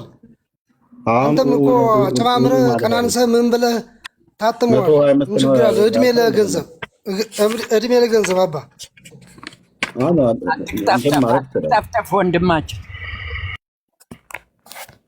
እሺ ቁጥር ገጽ 125 ይኸውልህ የኦርቶዶክስን ስም ኦርቶዶክስ ለዛ መቼም እንትን አትጠፋም፣ መቼም እንትን አትልም። እየበዛች ነው የምትሄደው። አንተ ስላወራ ውሸት ስላወራ ምን ስላልክ ኦርቶዶክስ ትመለምላለች፣ ትጠፋለች። ያንተ ክብር ያንተ እንትን ነው የሚቀንሰው። ኦኬ ተረዳህ? አሁን ጥያቄውን ጠየከን፣ መጽሐፉን አመጣንልህ ታግሰን ማለት ነው። ያው መምህርን አቋርጠህ ብሩኬና መምህርን አቋርጠህ ምን ይላል? ምን ይላል? ይኸው አንብበው፣ አንተው ራስህ አንብበው። ምን ይላል? ምን ይላል? ይኸው አንብበው። አማርኛ መጽሐፉን አምጥተን ጥያቄ ተጠይቀን መጽሐፉን አምጥተን መሀል ብሬክ ገብተህ አቋርጠህንም ጭምር ይኸው አንብበው። እሺ ምን ይላል? አንብባ። አንተ ማንበብ አትችልም እንዴ? ለምን አታነበውም? አንብበው። ራስህ አይደል ያወጣው? ለምን አነባለሁ? እኔ ማንበብ አልችልም። ለምን አንተ አታነበውም? እኔም አልችልም። አንብብ ራስህ። በቃ ስለዚህ ማንበብ የማይችል ኦርቶዶክስ አይደል? ግን ማንበብ ነው። እኔ ላንበብ። እኔ ያልኩህ ይኸውልህ ምንድነው የሚለው? ትርጉሙ ንገረኝ። ምንድነው የሚለው? ትርጉሙ ምንድነው የሚለው? ዝም ብላ ትቀባጥር በእናትህ። እዛ የለመድክበት ተቀባጥር። ምንድነው ትርጉሙ? ምንድነው የሚለው? ኦርቶዶክስ ወንድሞቼ ናቶቼ፣ ኧረ እባክህ ፖለቲካል ስራ በእኔ ፖለቲካል ስራ ጎበዝ ነህ በጣም ቅንጭላት በጣም መጥቋል። ቅንጭላት በጣም መጥቋል። እንደዚህ በእኔ ፖለቲካል ስራ ነው። አሁን ምንድን ነው ትርጉሙ? ምንድን ነው የሚለው? አምልኳት ይላል ወይ ምንድን ነው የሚለው? ይኸው ላነብልህ ነው። እድል ስጠን እባክህ እኮ አምልኳት ይላል ወይ ንገረኝ። አምልኳት ይላል ቀለም ቀባ ይላል። እሺ ንገረኝ። ከመጽሐፍ ቅዱስ ጋር ማስረጃውን ከመጽሐፍ ቅዱስ ጋር አመሳጥረህ ንገረኝ። ከመጽሐፍ ቅዱስ አመሳጥረህ እንግዲህ ያለውን ከመጽሐፍ ቅዱስ ጋር ማስረጃውን ከመጽሐፍ ቅዱስ ጋር። ምክንያቱም ኦርቶዶክስ መጽሐፍ ቅዱስ አታምንም የሚል እንትን የለም። መጽሐፍ ቅዱስም የኦርቶዶክስ ስለሆነ ይሄ እዚህ ውስጥም አንድም እኔ ነኝ የሚዩት ያደረኩት 1600 ዓመት ምድሪቱ ላይ የኖረችው ቤተክርስቲያን እንዲህ አይነት ትውልድ ነው ያፈራችሁ። አድምጠን እንኳን ስንለው የማያደምጥ ግብረ ገብ የማያውቅ ተግባቦት ህግ የማያውቅ ፖለቲካ ትስራ በእናትህ አንተ ቀሽ ምናምን እናትህ ይብሸጣ ሚዩት አድርግ። አሁን እና ላንብብልህ። this is orthodox ኦኬ ወረደ ማለት ነው። ይኸው ቤተክርስቲያኒቱ እንዴት እንደምትል ይሁ እመቤቴ ማርያም ሆይ የኢያሪኮ አበባ ቡቃያ አንቺ ነሽ። አውሎ ንፋስ ያላበላሸው ደምግባትሽም ያማረ ነው። ለአንቺ የምስጋና እጅ መንሻን አቀርባለሁ። በመፍራት እገዛልሻለሁ፣ በመስገድ እጅ እነሳሻለሁ። የአምልኮን መስዋዕትን ለአንቺ እሰዋለሁ። ማለት የአምልኮ መስዋዕት ማለት ያመልኳታል ማለት ነው። የአምልኮ መስዋዕት ለአንቺ እሰዋለሁ። ሆድሽንም ወደዋለሁ፣ ማኅፀንሽንም አመሰግነዋለሁ። የአምላካችን እግዚአብሔር መጠጊያው አድርጓታልና። ይታያቸውን አምላክ መጠጊያ ሰውን ያደርጋል። ይታያችሁ። ስለዚህ ያው የአምልኮ መስዋዕትን ላንቺ እሰዋለሁ። ማርያም በኦርቶዶክስ ተዋሕዶ ቤተክርስቲያን በ4 ነጥብ ዘግቼ ነው የምነግራችሁ። በደንብ ነው የሚያመልኳት። እግዚአብሔርን እንደሚያመልኩ ማርያምን ያመልኳታል።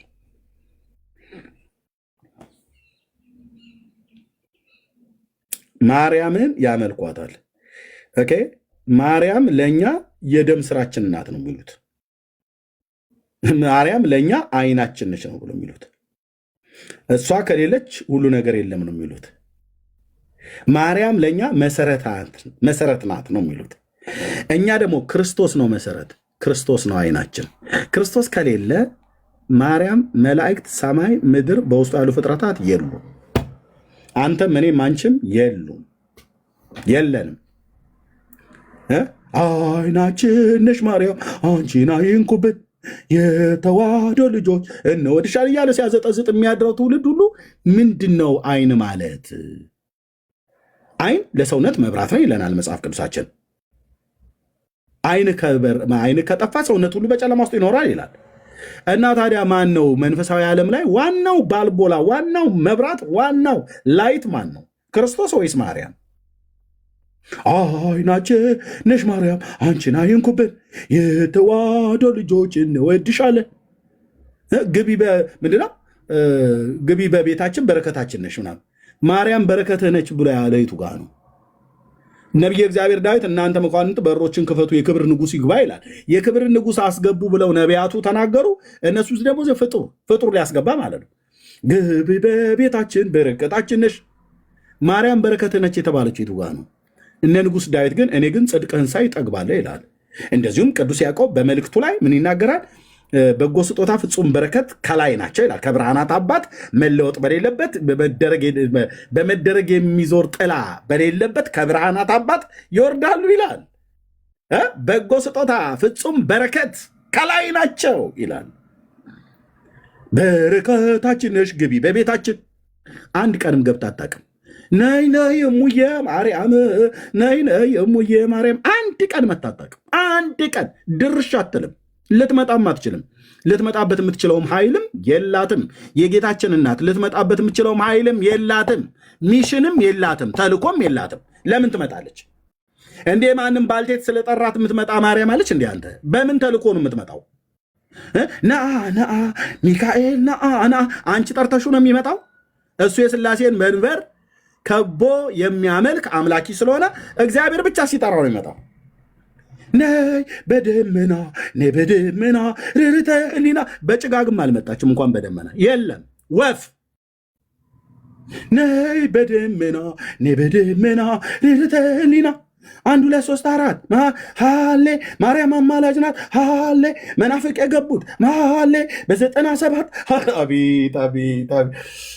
በዚህ ቤተክርስቲያን በእውነት መጠለል ይሆንልን ይልላል ትውልድ ማለት ነው። ተረታም ትውልድ እኮ አልኩ። ነይ በደመና ብለህ በጭጋግም በጭስም የለችም አትመጣም። በደመና ይመጣል ብለው ያሉት እነ ዳንኤል ጌታን ነው። ግልጽ አይደለም እንዴ? ግልጽ ነው ንግግሬ።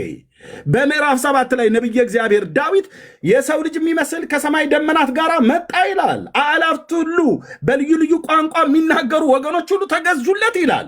መንግስትና ኃይልም ተሰልጠው ይላል። ሃሌሉያ! የዳዊት ልጅ የእግዚአብሔር ልጅ ንጉሱና የይሁዳ አንበሳ እሱን አመጣለሁ ብሎ ያለው በደመና። ነቢያቱም ሐዋርያቱም በደመና ይመጣል ብሎ ያለው እሱን ነው። በማቴዎስ ወንጌል መጽሐፍ 24 ላይ ጌታ መላእክትን ያዛል እና ጌታም በብዙ ደመና በብዙ ክብር ይመጣል ይላል። ነይ በደመና ርርተ ህሊና። ይሄ የባልቴት ዘፈን ማለት ነው። ጠላውን ግፎ በቃ አናቱ ላይ ሲወጣ እዚህ መርካቶ አካባቢ ላይ ቁጭ ብለው ጫት ቅመው ምንድነው ምርቃናቸው ሲመጣ አመዴ ገመዳ ያንተውን አሜን፣ ሸራተንም ያንተውን አሜን፣ የአዲስ አበባ ሴቶች ሁሉ በሙሉ ያንተ ሚስት ይሁኑ አሜን ይልላል። እዛ ይመራረቃል። ምን ይላል? ከዚህ ላይ ይቻላል።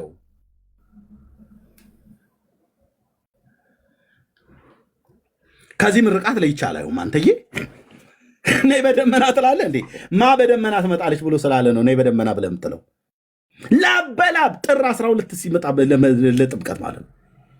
በየወሩም ትንሽ ብቻ የሆነ ቅራሬ ኒገር ተጣጥቶ ነይ በደመና ነው።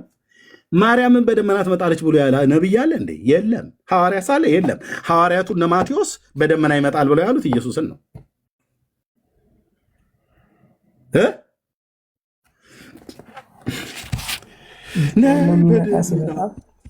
ብቻውን ነው የሚመጣ የሚ ከአላፍት ቅዱሳኑ ጋር ይመጣል ይላል ዘካርያስ ምዕራፍ 13 እና 14 ላይ።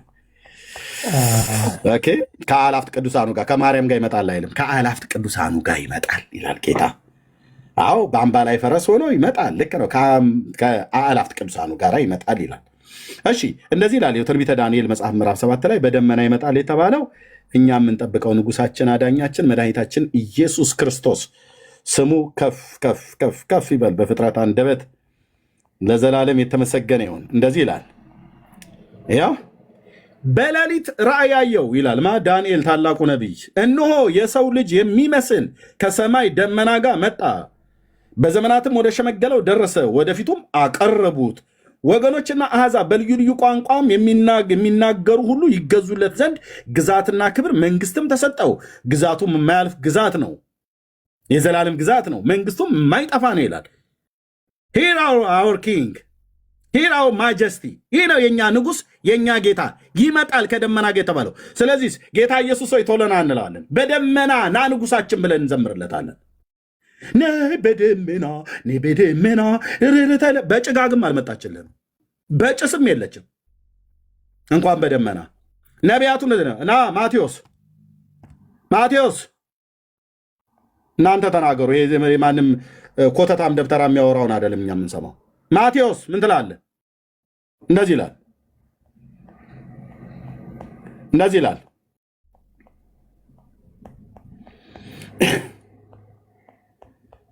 በነቢዩ በዳንኤል የተባለው የጥፋት ርኩሰት በተቀደሰ ስፍራ ቆሞ ስታዩ አንባቢው ያስተውል ይላል። አየህ የምታነበው እነዚህ የነ አቡነ እንትናና የነ እንትናን ዝባዝንኬ ሳይሆን የምታነበው ቅዱሱን የእግዚአብሔርን ቃል ከሆነ አንባቢው ያስተውል ይላል። ኦርቶዶክስ ባላነበበችበት የት ያስተውላሉ? የትም። ነይ በደመና ነው። በዚያን ጊዜ በይሁዳ ያሉ ወደ ተራሮች ይሽሹ፣ በሰገነትም ያለው በቤቱ ያለውን ይወስድ አይውረድ፣ በእርሻም ያለው ልብሱን ይወስድ ዘንድ ወደኋላ ይመለስ። በዚያችን ወራት ለርጉዞችና ለሚያጠቡ ወዮላቸው። ነገር ግን ሽሽታችሁ በክረምት ወይም በሰንበት እንዳይሆን ጸልዩ። በዚያን ጊዜ ዓለም ከተፈጠረ ጀምሮ እስከ ዛሬ ድረስ ያልሆነ እንደዚህ ከእንግዲህ ወዲህ ከቶ የማይሆን ታላቅ መከራ ይሆናል። እነዚያስ ቀኖች ባያጥሩስ ሥጋ የለበሰ ሁሉ ባልዳነ ነበር። ነገር ግን እግዚአብሔር እነዚያን ቀን ስለተመረጡ ሰዎች ያጥራሉ። በዚያን ጊዜ ማንም እነሆ ክርስቶስ በዚህ ያለ ወይም በዚህ ያለ ቢሏቸው አትመኑ። ሐሰተኞች ክርስቶሶች፣ ሐሰተኞች ነቢያት ይነሳሉ። ቢቻላቸው የተመረጡትን እንኳን እስኪያስቱ ድረስ ታላላቅ ምልክትና ድንቅን ያደርጋሉ ካለ በኋላ እንደዚህ ይላል። እንዲህም ሆነ እንግዲህ እነሆ በበረሃ ነው ቢሏቸው አትውጡ፣ እነሆ በእልፍኝ ነው ቢሏቸው አትመኑ። መብረቅም ከምስራቅ ወጥቶ ወደ ምዕራብ እንደሚታይ የሰው ልጅ መምጣት እንደዚህ ይሆናል። በድን ወዳለበት በዚያ አሞሮች ይሰበሰባሉ። ከዚያ ወራት በኋላ ከዚያች ወራት መከራ በኋላ ወዲያው ፀሐይ ይጨልማል፣ ጨረቃም ብርሃኗን አትሰጥም፣ ከዋክብትም ከሰማይ ይወድቃሉ፣ የሰማይ ኃይላት ይነዋወጣሉ። ያው ለዚህ ጋር ነው። በዚያን ጊዜ የሰው ልጅ ምልክት በሰማይ ይመጣል። በዚያን ጊዜም የምድር ወገኖች ሁሉ ዋይ ዋይ ይላሉ። የሰው ልጅም በኃይልና በብዙ ክብር በሰማይ ደመና ሲመጣ ያዩታል። የምሰብከው ኢየሱስ ነው በደመና ይመጣል ብሎ ያለው። ምን ይላል ማቴዎስ ወንጌላዊው? በዚያን ጊዜም የምድር ወገኖች ሁሉ ዋይ ዋይ ይላሉ። የሰው ልጅም በኃይልና በብዙ ክብር በሰማይ ደመና ሲመጣ ያዩታል ይላል። ኢየሱስ ነው በደመና ይመጣል ብለው ነቢያቱም ሐዋርያቱም፣ ከነቢያት ዳንኤል፣ ከሐዋርያት ማቴዎስን ጠቀስኩልህ። ጴንጤ ነው ኢየሱስን ና ማራናታ ጌታ ኢየሱስ ቶሎ ና ብሎ የሚለው። ኦርቶዶክስስ ነይ በደመና ርርተሊና ማዘጥ ብቻ በቃ ቃልቻ በስር ከበሮ እየደበደቡ ላበላሞን ትመጣለች ወይ በደመና? ነቢያት ተናግረዋል ወይ? አልተናገሩም። ሐዋርያ ሰብከዋል ወይ? አልሰበኩም። እኛ እንላታለን ይለዋል። ተረታም ትውልድ በጭጋግም አልገባችልም እንኳን በደመና እመጣለሁ ብሎ ያለው ጌታማ እንደዚህ ይኸው ተጽፎለታል። እሰይ ዘ ላየን ኦፍ ጁዳ የይሁዳው አንበሳ የእግዚአብሔር ልጅ የዳዊት ልጅ የሚያበራው የንጋት ኮከብ እንደዚህ ይመጣል። እመጣለሁ ብለዋል በደመና። ነቢያቱም ይመጣል ብለዋል በደመና። ሐዋርያቱም ይመጣል ብለዋል በደመና። ማርያም ግን ትመጣለች አላሉ። ነቢያቱም አላሉ። ሐዋርያቱም አላሉ። ቆሞስን አስገባቸው። ኤርሚ ቆሞስ የሚለውን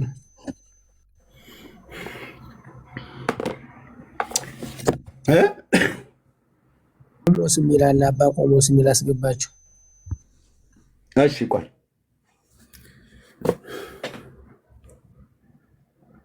ነይ በደመና ይለዋል። የለም አትመጣም። ስለዚህ ያመልኳታል። ወንድሞች እናቶች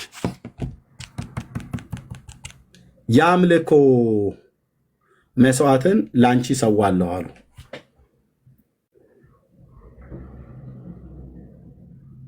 የአምልኮ መስዋዕትን ማርያምን ስለሚያመልኳትና የአምልኮ መስዋዕት የሚሰውላት። የማታመልከውን የአምልኮ መስዋዕት አቀርብልሃለሁ አትለው፣ የምታመልከውን እንጂ። ድብና አድርገው ነው የሚያመልኳት።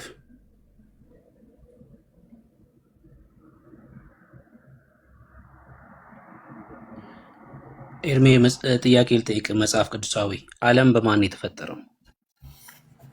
በጌታ ነው፣ በኢየሱስ። ሁሉ በእርሱ ሆነ፣ ከሆነው አንዳች ያለ አሜን። የኢትዮጵያ ኦርቶዶክስ ግን ዓለም በማርያም ነው የተፈጠረው ትላለች። አሁን ይሄኛው 98 ይላል አይደል? ይሄኛው ገጽ 128 ኮ ብሎ 98 ነው አይደል የሚለው? አዎ ከጎን ያለው ቁጥር ማለት ነው። 64 የሚለው ቁጥር ጋር ሂድና ክፈት። 64 የሚለው ቁጥር ወደ ኋላ ተመልሼ ዓለም በማን እንደተፈጠረ ይንገር። ወደ ኋላ ተመልሼ ኮፓ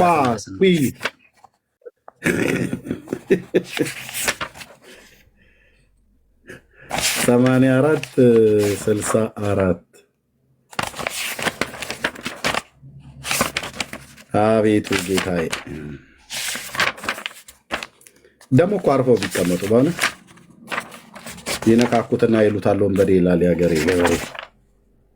ባትነኩ ይሻላል።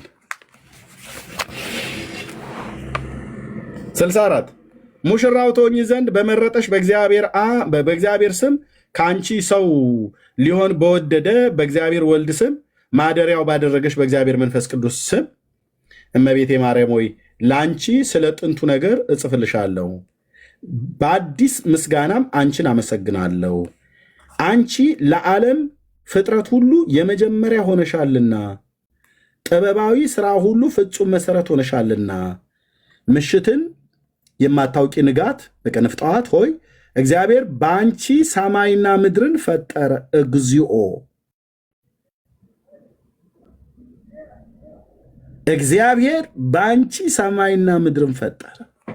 ዚስ ኢዝ ኦርቶዶክስ፣ አሳሳች ኦርቶዶክስ።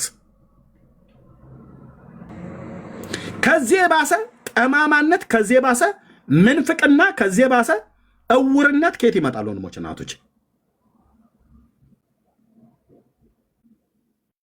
ተግማሙ እዛው። እንዲህ አይነት ትምህርት ይዘህ ደግሞ የጠራው የጥንት ቤተክርስቲያን ብለህ ትለኛለህ። ኮተት ጉዳችሁ ተዝቆ አያልቅ። ያ ምሽትን የማታውቂ ንጋት በቅንፍ ጠዋት ሆይ እግዚአብሔር በአንቺ ሰማይና ምድርን ፈጠረ። ባህርና ቀላያትን፣ ፀሐይና ጨረቃን፣ ከዋክብትን፣ ዘመኖቹን፣ ዓመታቶችን፣ በጋ ክረምትን፣ ቀንና ሳምንታትን፣ ዓመታት በዓላትን፣ በግልጽ የሚታየውን የተሰወረውን ዓለማቱን ሁሉ ፈጠረ። በማ በሷ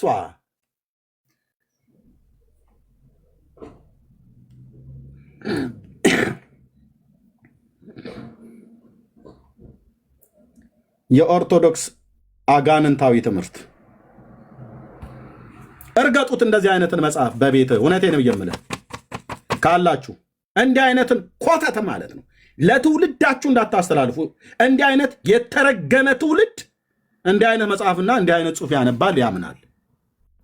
እችናት ቤተክርስቲያኒቱ ያሳተመችን ለማለት ነው።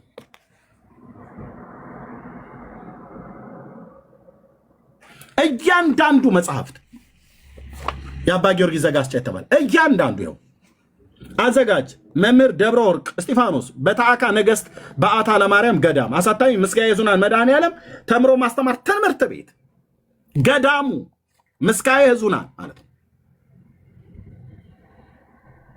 ወደ ሽሮ ሜዳ ስትወጡ ወደ አሜሪካ ኤምባሲ ከመድረሳችሁ በፊት ያለው መድኃኔዓለም ማለት ነው። በማን ታሳብባለህ? መጽሐፍቶቻችሁ ማን ይዛው? መጋቢ ምስጢር አባ ህሩይ ኤርሚያስ ዶክተር መዓዛ ቅዳሴውን የአባ ጊዮርጊስ ዘጋስጫን የጻፈው እዘከዝክልሃለሁ፣ ጠብቅ።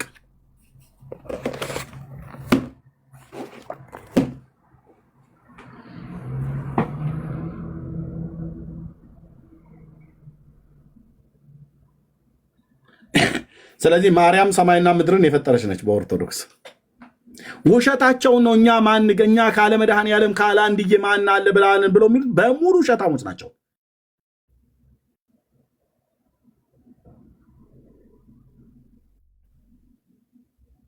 አተላውን ጠጥቶ ሲመጣ ነው ሞቅ ብሎ አተላ ማለት ከነጭ ከሀገር ውስጥ ጠላ እስከ ውጭ ቢራ፣ አረቄ፣ የደብረ ብርሃን የምናምን ነገር እያሉ ብዙዎችም ታስረው ከዚህ ውስጥ አልወጣ ብለው ነው ነፍሳቸውን እያስወጉ ያሉት። ክርስቶስን ሳይገባቸው ቀርቶ አይደለም። ብዙዎች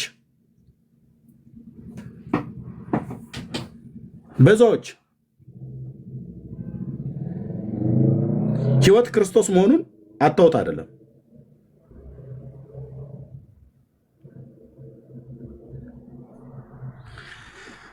ካህን ማን ነው ታዲያ?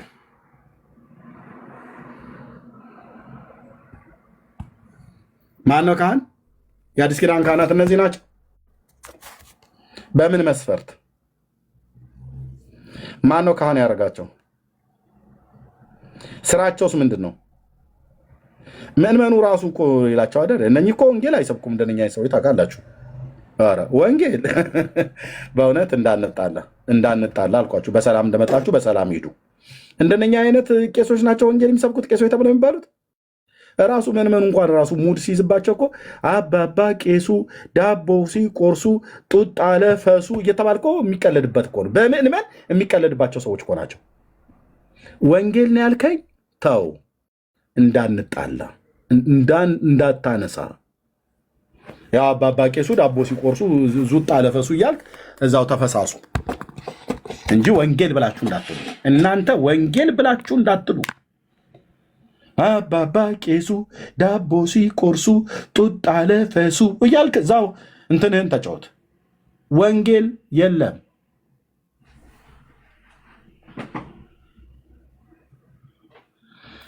ዛሬ ምንድን ነው ቀኑ? ኢትዮጵያ ስንት ነው ቀኑ? ስንት ነው ብሩክ? 12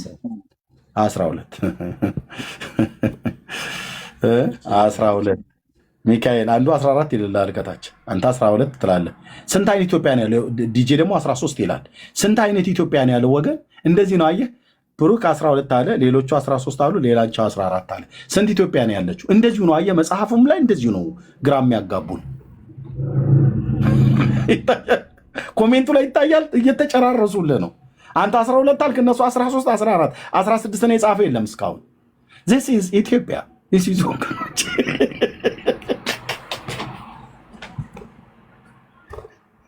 ኧረ እህትየው ገላጊን የሆነ ነገር ብለሽ 13 ነው 14 ነው ታች እኮ እስራኤልና ኢራን ለሆኑ ነው ጦርነት። ስንት ነው ዛሬ ቀኑ? 13 የሚሉት ሚድናይት ስላለፈ ይመስለኛል። ይሩኝ 14 ብለው የሚሉትስ ሚድናይት ስላለፈ ነው። እነሱ የኢትዮጵያም አይደሉም።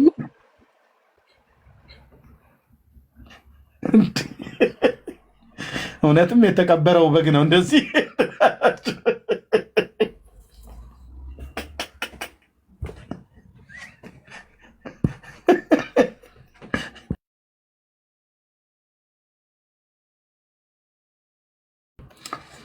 እሺ ኦኬ። ለማንኛውም ሰላም በሉ። ከዛ ብርክ ይቀጥል።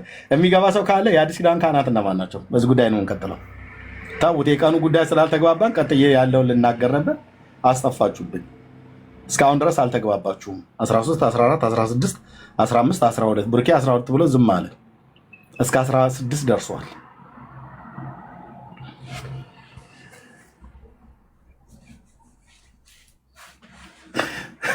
እሺ ብርኬ እሺ ቀጥል።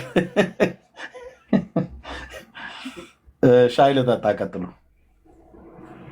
እሺ እኔ ቀደም ስታወሩ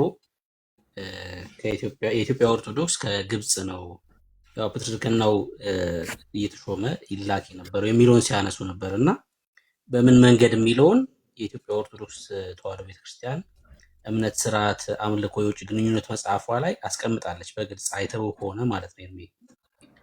እዛ ላይ አንደኛ ኢትዮጵያ የሚለው መጽሐፍ ቅዱስ ኢትዮጵያ የሚለው አሁን ያለችውን ኢትዮጵያ ሳይሆን ያው ኢትዮጵያ ማለት ጥቁር የተቃጠለ ፊት ማለት ነው አይደል? ቃሉ የግሪክ ቃል ነው።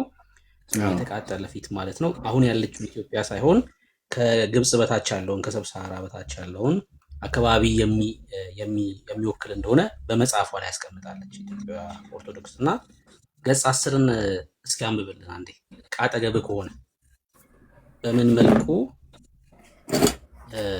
ጳጳሶቹ ሾሙ እንደነበረ።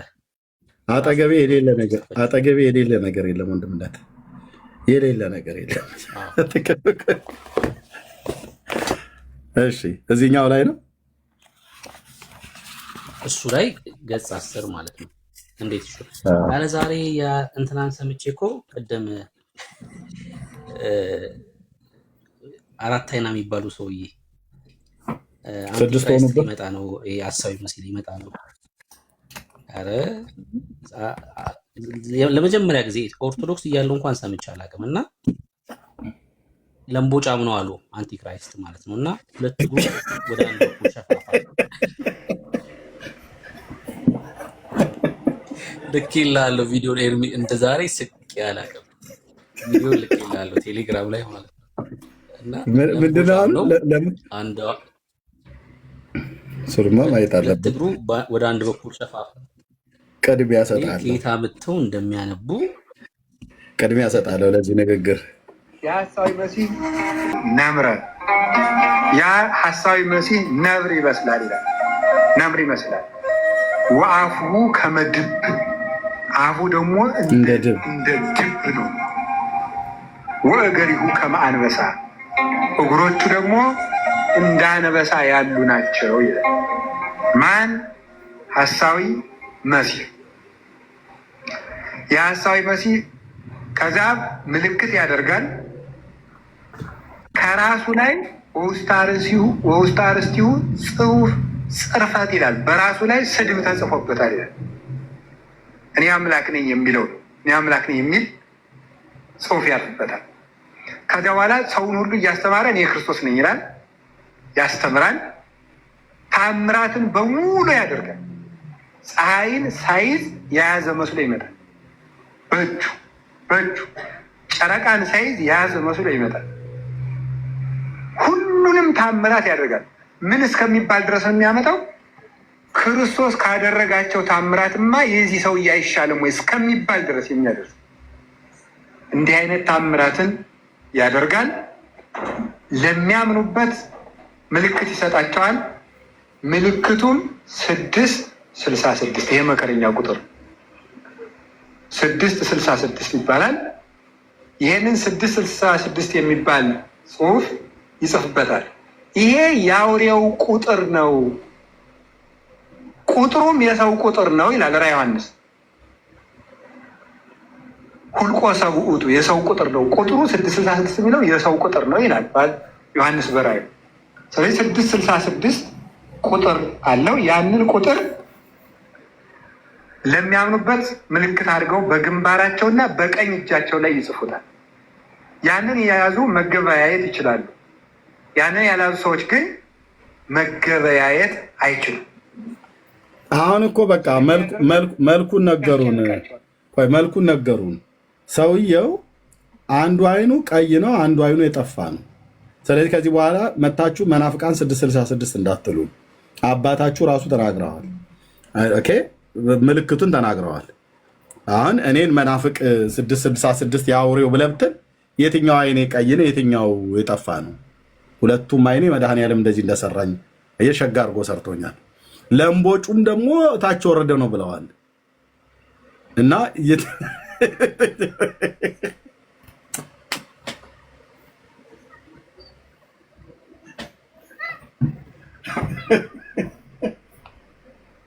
አይ ኦርቶዶክስ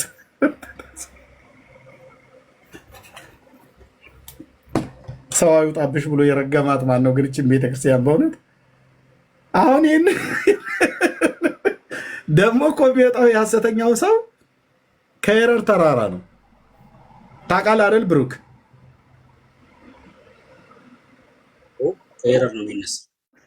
ከኤረር ነው የሚነሳው። የኤረር ደግሞ የሚባለው ልብ በሉ አዲስ አበባ ኤርፖርት፣ ቦሌ ኤርፖርት አየር መንገዳችን ካለበት በምስራቅ በኩል ያለው ተራራ ማለት ነው። ቦሌ ኤርፖርቱ ጋር ቆማችሁ በምስራቅ በኩል የሚታየው ተራራ ከዛ ነው የሚነሳው።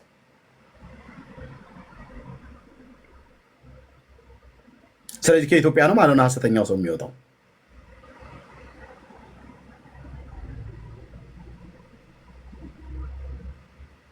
የጴንጤ እምነት ተከታይ ነው እንዳይሉ የራሳቸው አባቶች እየተጠባበቁት ነው። ገዳማውያኑ መነኮሳቱ ይመጣል እያሉ ሳልሳዊ ቴዎድሮስ እሱ ነው። እሱ በሚመጣ ሳለ ኢትዮጵያ ወንዞቿ በሙሉ እነ ቀበና፣ እነ አዋሽ፣ ገናሌ፣ ባሮ፣ ጎንደር፣ ቀሃ ብለህ ብትል እንዳለ እርጎ ነው የሚያፈሱት።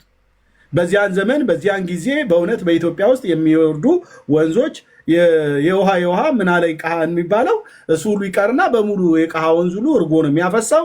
የጎንደር ሰዎች በቃ ሚጥሚጣና የሆነ ዳቦ ነገር ይዘው ወደ ወንዙ ጋር ጠጋ ማለት ነው። ይህን ማን የጻፈው? ቤተክርስቲያኒቱ በገድሏ ላይ ገድለ ፊቂጦር፣ መጽሐፈ ሳቤላ፣ ራእየ ሳቤላ፣ ድርሳነ ኡራኤል፣ የማቴዎስ ወንጌል የአንድምታ ትርጓሜ ላይ የተጻፈ እኮ ነው ብዬ የምልህ። እንደዚህ ነው አየህ፣ ወገባ ገዳችሁን የምንሰብረው በራሳችሁ መጽሐፍቶች፣ በራሳችሁ ቪዲዮ። ስለዚህ አውሬው ከየት ነው የሚወጣ ማለት ነው? ከኢትዮጵያ ነው። አባ ገብረ ኪዳን የነገሩን አንድ አይና ነው ብለዋል። አንዱ አይኑ የቀላ ነው፣ አንድ አይኑ የጠፋ ነው። ደግሞ ዛሬ ለምቦጫም ነው ብለዋል። አዳዲስ መገለጥ ነው የሚመጣው።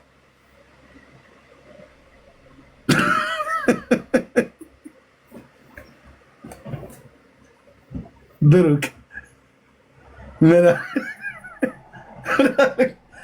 ምንድነው ያለ? ምንድነው የኛ በደል? እንደዚህ እያመጣ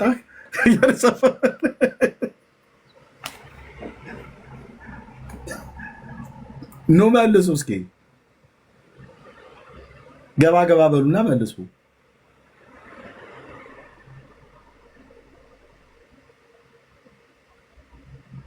በቃ እንደዚህ ነገሩ አማርኛን እኛው ብቻ ነን የምንሰማው እኛ ኢትዮጵያውያን ማለት ነው።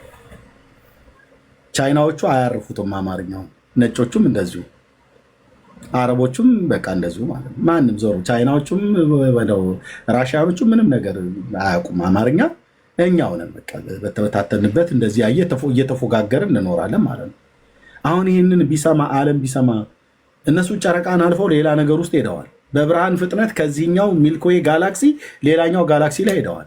እኛ ደግሞ ከሌላ ተረት ወደ ሌላ ተረት ነው እየተወረወር እየሄድን ያለ ነው።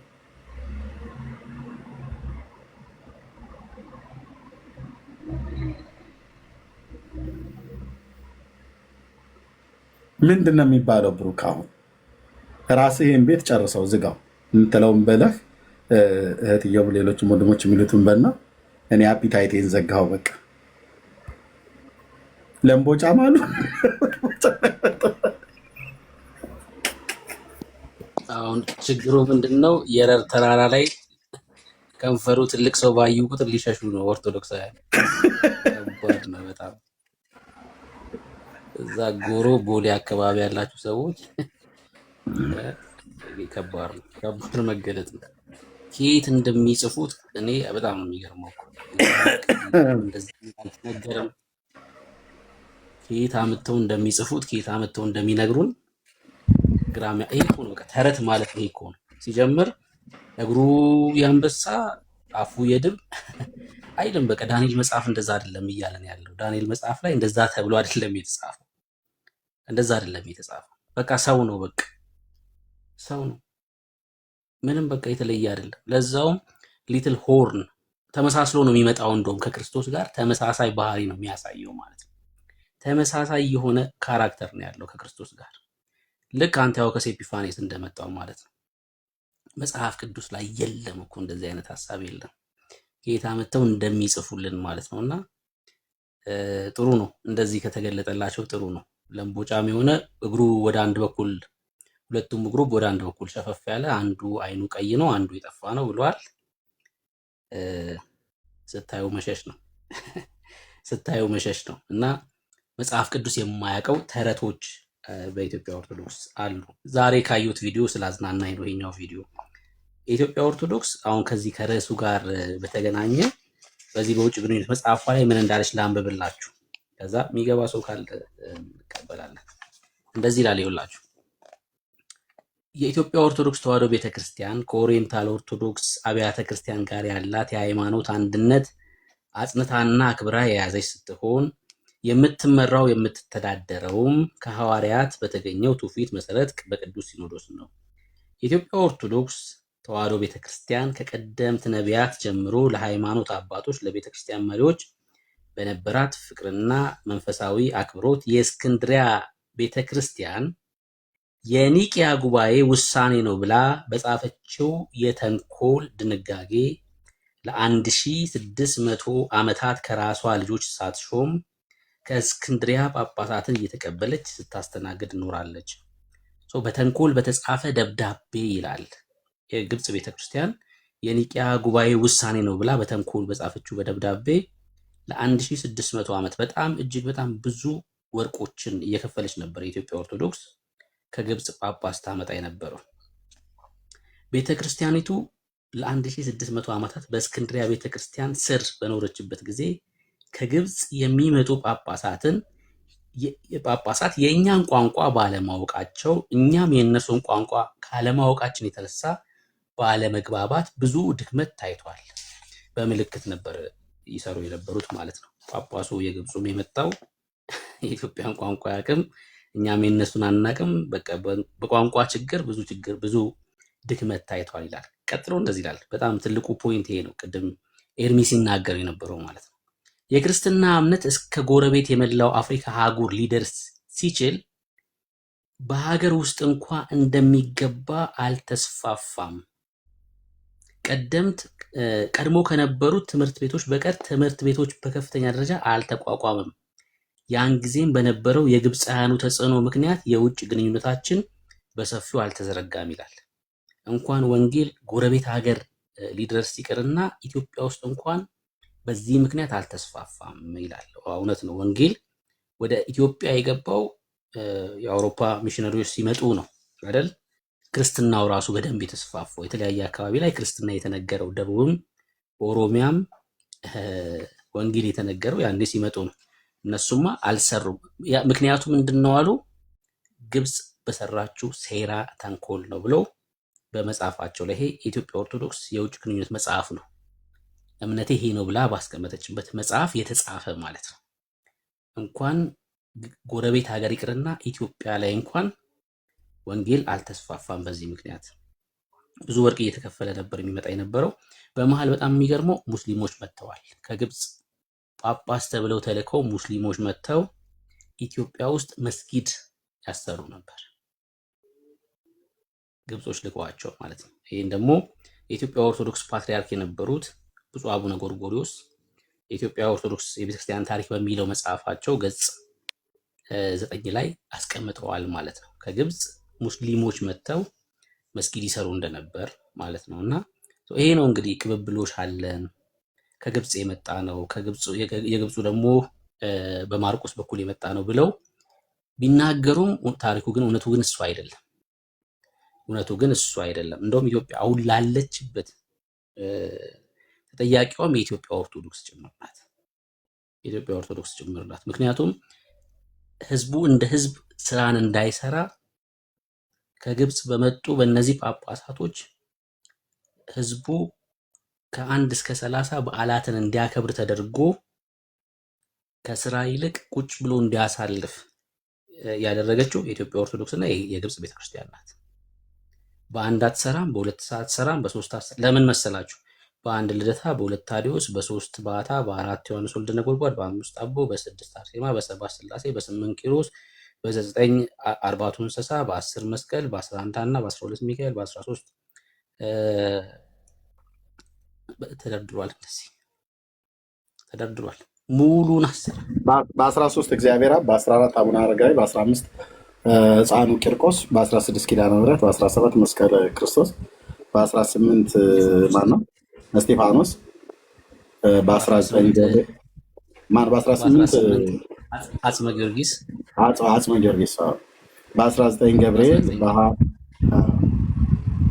በ20 ጽንሰተ ለማርያም፣ በ21 ማርያም፣ በ22 ዑራኤል፣ በ23 ጊዮርጊስ፣ በ24 ተክለ ሃይማኖት፣ በ25 መርቆሬዎስ፣ በ26 ቶማስ፣ መድኃኔዓለም።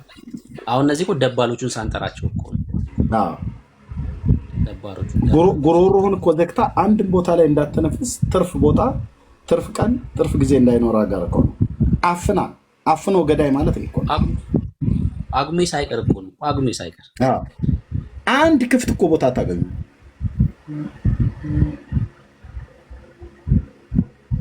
ለምን? በእያንዳንዱ ቀን የሚበላ ነገር አለ፣ የሚጠጣ ነገር አለ። ደግሰህ አንተ ቀይና አልጫ ክክ ወጥህን ታመጣለህ፣ እነሱ ይበላሉ፣ አንተ ትበላለህ፣ እነሱ ይበላሉ። እና አብልተህም በመጨረሻ ሲኦል ትገባለህ ማለት ነው። ብርክ ይቀጥል። ከ1 እስከ 30 ሰው እስረኛ ሆኖ ማለት ነው፣ እንዳይሰራ እንዳያርስ ማለት ነው። እንዳያርስ በቃ በስመ ክርስትና ማለት ነው። ክርስትና እኮ አይደለም፣ ክርስትና የለም እኮ። ክርስትና ይሄ አይደለም። መጽሐፍ ቅዱስ የሰበከው ክርስትና፣ ሐዋርያቶቹ የሰበኩት ክርስትና ይሄ አይደለም። የለም ክርስትና። ኢየሱስ የለም ግን አለ፣ ስርዓቱ አለ፣ ሰው ሰራሽ ምድራዊ ፕሮግራም አለ፣ እሱ አለ። ኢየሱስ የሌለበት ክርስትና ማለት ነው። ተጠያቂዋ ራሱ የኢትዮጵያ ኦርቶዶክስ ለኢትዮጵያ እድገት ራሱ ተጠያቂ ናት ማለት ነው። ህዝቡ እንዳያርስ እንዳይሰራ ምክንያት ናት። ይህን ደግሞ ሰሜን አካባቢ ያለ ሰው በደንብ የምናገረውን ነገር በደንብ ይረዳል። በደንብ ነው የሚረዳው። ሰሜን አካባቢ ያለ ሰው አይሰራም። በቃ ግዝት ሁላ አለበት፣ ግዝት አለ። በዚህ ቀን ካረስክ ዝናብ አታገኝም ትባላለህ። ገድለ ተክለ ሃይማኖት ላይ እኮ በተአምሩ ማለት ነው በተክለ ሃይማኖት ቀን ሰዎች ስላረሱ በመብረቅ እንደተመቱና እርሻቸው እንደተበላሸባቸው ተጽፏል እኮ። እና በተክለ ሃይማኖት ቀን ማረስ እንደሌለባቸው ተጽፏል በተአምሩ ላይ ማለት ነው። የተክለ ሃይማኖት ገድል በዛን ቀን ስታርስ መብረቅ ይመታል ወዳጅ፣ ያስፈራሩሃል። አሁን አይመታም፣ አሁን የለም። አሁን ህዝቡ ነቅቷል፣ አይሰማም። እኔ እኮ ለወንድሞቼ ባለፈው ተናግረን እኛም ቤት ጊዮርጊስ በመብረቅ ይመታችኋል እየተባለ ገና ኦርቶዶክስ እያለው እናገር ነበርና ሲነገረን ነበር በቤተሰብ እና ጌታን ከተቀበልኩ በኋላ ለወንድሞቼ ገጠር ሄጄ ነገርኳቸው። እራሱ አልኳቸው እስኪ ጊዮርጊስ የሚባል መብረቅስ የሚባል ያወርዳል። አንድ የአርመን ወታደር ባለፈረሳም ይሁን ባለ እግር ለምን ባለ ታንክ አይሆኑም? እዛ ሄዶ ሀገሩ እዛው ድራሽ አባቱ መጥፋት ይችላል። ብራዘር እኔ ትውልድ ላይ መጥቶ ቃቃ ጨዋታ ቁማር አይጫወትም። ሲጀምር መጽሐፍ ቅዱስን ስላወቅኩኝ መጽሐፍ ቅዱስ መብረቅን በዝናብ ውስጥ መብረቅን የሚያደርግ እግዚአብሔር እንደሆነ ብቻ ነው መጽሐፍ ቅዱስ የሚነግረን። ነፋሳትን ከቤተ መዛግብቱ የሚያወጣ ፀሐይን በጊዜው ዝናብና በጋና ክረምትን መዝራትና ማጨድን ቀንና ሌሊትን በየጊዜው አንዴ በተናገረው ቃል ለዘላለም ይሁን በሚል ቃል ያደረገው እግዚአብሔር ነው። ስለዚህ ዝናብ ደመና በሰማያት ላይ ማለት ደመናትን ከምድር ዳር ከፍ ያደርጋል ይላል በነቢዩ በኤርሚያስ መጽሐፍ። ውሆች በሰማይ ላይ እንዲሰበሰቡ ያደርጋል፣ በዛ ውስጥም ደግሞ መብረቅን ነጎድጓድን ያደርጋል ይላል። አምላኬ ጌታ ኢየሱስ ክርስቶስ ማለት ነው እንጂ አንድ የአርመን ወታደር ባለፈረሱ ባለ ታንኩ ብለን ብትለው አይደለም መብረቅን የሚያዝ እና እረሱ አልኳቸው። ወንድሞቼ እረሱ፣ ጌታ እግዚአብሔር ምስክር። ለወንድሞቻችሁ ንገሯቸው። ይሄ ግዝት በዓል ምናምን ነገር ተብሎ የተባለው አየር መያዣ ነው። እረስ ብራዘር፣ ገንጥለህ እረስ። የሚካኤል ቀን ጠምደህ እረስ። እንዲች ብሎ ሚካኤል መብረቅ አንተ ላይ አያወርድም። አንተ አምላክ አለህ። እሺ ሚካኤል ዝም ብሎ እንደዚህ ወፈፌ አይደለም። በእኔ ቀን አረሳችሁ ብሎ መብረቅ ሲጀምር 12 የሚካኤል ቀን አይደለም። ቀኖችንና ዘመናትን የፈጠረ ልዑል እግዚአብሔር ብቻና ብቻ ነው። ዓመታትና ዘመናትን የፈጠረው እግዚአብሔር ለራሱ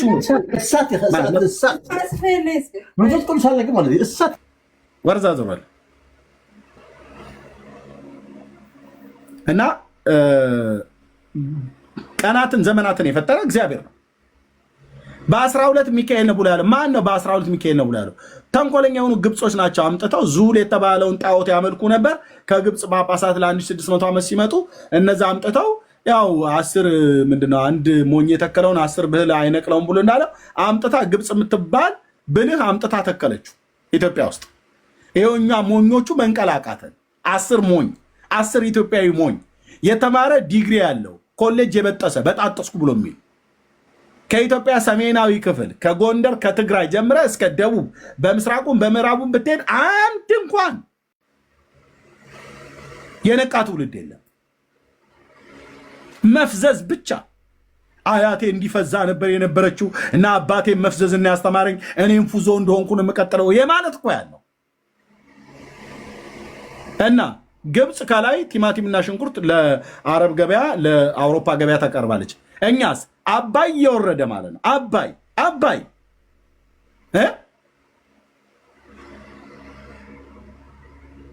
ጣናን አቋርጦት ሲሄድ ምናምን ነገር ብለን እንላለን። ልክ ነው። ጣናን አቋርጦት ሲሄድ አይቻለሁ። አባይ መዶ ገብርኤል በነበርኩበት ጊዜ ማለት ነው። እዛ ባህር ዳር ጊዮርጊስም የኔታ ግሩም ጋር በነበርኩበት ሰዓት ላይ አባይ እንዴት እያቋረጠው ጣናን እንደሚሄድ ምናምን ነገር እና ጎመን ተኩላ አይበላም። ከሰከላ ወረዳ ላይ ይወጣል። በቃ ዝም ብሎ የጎጃም ገበሬ እዛ በጎች የሚጠብቁ ውሃ በየመንገዱ ይፈሳል። በሆነ ነገር እንኳን ስበን እዛ አካባቢ ላይ ያሉ ሰዎች እንኳን ጎመን ተክለው እንዳይበሉ ዛሬ ሚካኤል ነው ይላል፣ ነገ ገብርኤል ነው ይላል። አንተ ትውልድ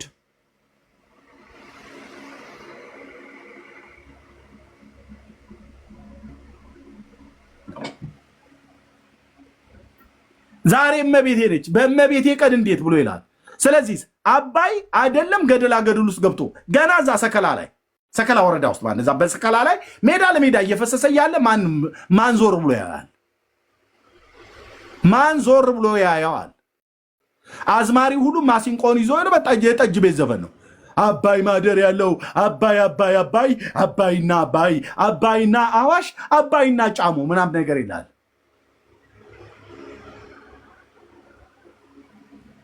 ከዛ ባለፈ ውሃ በፈለቀበት ቦታ ላይ ታምረኛው ዝነኛው ጉደኛው ብላ ታጥራለች። ጸበል እንዴ! ወንዞቻችን ሁሉ ራሱ ነፃ መውጣት አለባቸው አይመስልም? ምንጮቻችን አርነት መውጣት አለባቸው፣ ከቅኝ አገዛዝ ማለት ነው።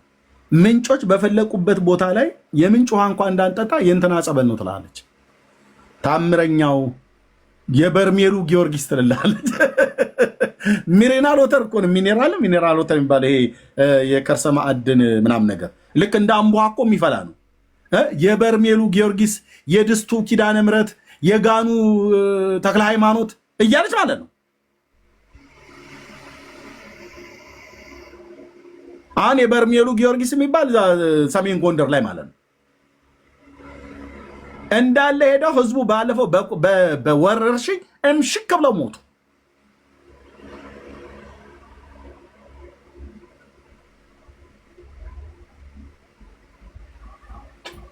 ጸበል የሆነ ነገር ብቻ ይፍለቅ፣ ወዲያው የሚያጥረው ማን ነው? እስላም ወይስ ጴንጤ ወይስ ኦርቶዶክስ? ኦርቶዶክስ አትወድም አልኩ። ውሃ ሲፈልቅ አይታ ቶሎ አጥራ ታምረኛው ጉደኛው ዝነኛው ጸበል ትልላለች።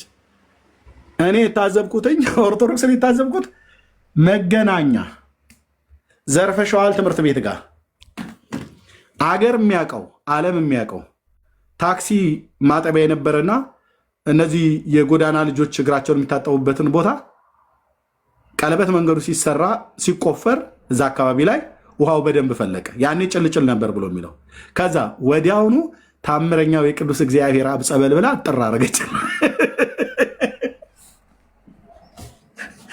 ዘርፈሸዋል ትምህርት ቤት ጋር አታም ስል ብራዘር ዘርፈሸዋል ትምህርት ቤት ጋር አዲስ አበባን የምታውቁ ነበርኩ እኔ ያኔ እዛ ላምበረት ዶሮ እርባታው ጋር ኤልፎራ ዶሮ እርባታው ጋር ቤት ተከራይቼ ነበር። ገና ከገጠር እንደገባው ነው እንደወረደ ቆምጬ ነገር ነኝ። ግን አይቻለሁ።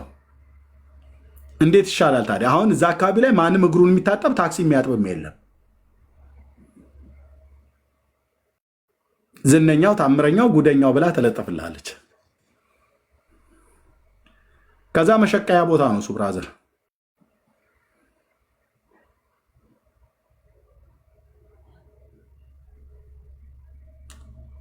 አንዳንድ ዱርዬ የሆኑ ከዚህ በፕሮቴስታንት የሚጠሩ ነቢያት ነን እያሉ ገስታውስ ውስጥ ሴቱን እያስገቡ የሚያስነውሩ እንዳሉ ሁሉ እዛም ጸበልተኛውን እያለ ብራዘር ባለፈው እኮ ተናገረች።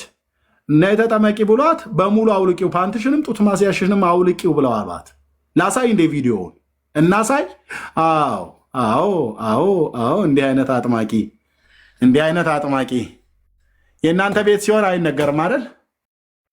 እኛ እኮ የእኛን ዱርዬዎች ናቸው ነው የምናገረው። ይህም ብቻ አይደለም መንጥቀን የምናወጣው ከህብረት። እዛ ግን ማን መንጥቆ ያወጣል? ማንም አያወጣም። ጸበል አጥማቂው ማለት ነው። ላጥምቅሽ ማነው? ክርስትና ስምሽ ወለተ ስላሴ በያውልቂው። እንዲህ አባቴ ምን እያደረጉ ነው? አውልቂው በደንብ ርኩሱ መንፈስ እንዲወጣ ጡት ማስያዣሽንም አውልቂው፣ ፓንትሽንም አውልቂው ብለው ማለት ነው። ሚዲያ ላይ አልሰማችኋቸውም ወንድሞች?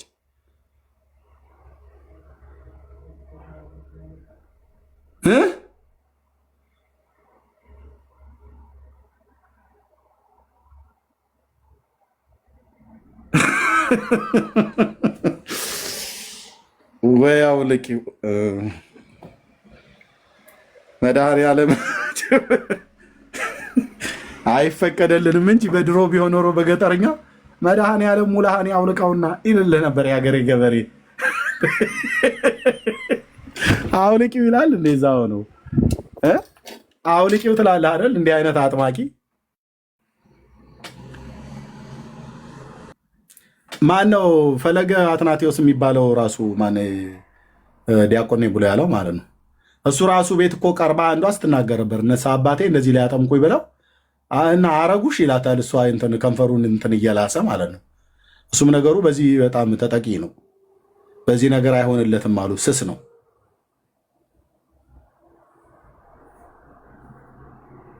ለዚህ ነው እንደ ጠበል ቀማሽ የድግስ ቤት ማማሰያ ይመስል ያገኘበት የሚገባው። ወጣቱም ደግሞ በረከቶት ይደርብ መምህር የዲያቆንዬ ምናምን ነገር ብለው ይሉታል። ኦኬ ነው በረከቴን ፈለግሽ? አዎ ለምን አንገናኝም ብሎ ይላላ። እንዲህ አይነት ዱርዬነትማ ተው እንጂ አንተ። እንዲህ አይነት ዱርዬነት ተው። ወዲያውን በረከቱ ይደርብኝ። ስለዚህ በረከቱ ሲያሳድርባቸው በቴሌግራም የተላላከው እንዳለ አወጡበት። እንዳለ ራሳቸው ፖርኖግራፊ እየላከ እንደዚህ ነው ማድረግሽ እያላት ማለት ነው። አላያችሁም? አልሰማችሁ? እናንተ ሰሙ ቦጣችሁ ትሰማላችሁ። እናቴ እኛ እዚህ አበሳችንን ያሳዩን እንጂ አንዴን እንከራከር ብለው ይጠሩናል። ዲቤት ጥሪ እናቱ የወለደችው አያቱ ያማጠችው እያለ በዛ በኩል ደግሞ እህቶቻችንን ያገለግላል በሌላ አገልግሎት።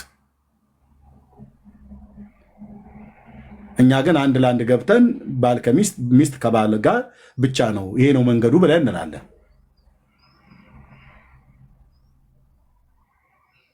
ሰውየው እለም ያለ አስደጋሚ ነው።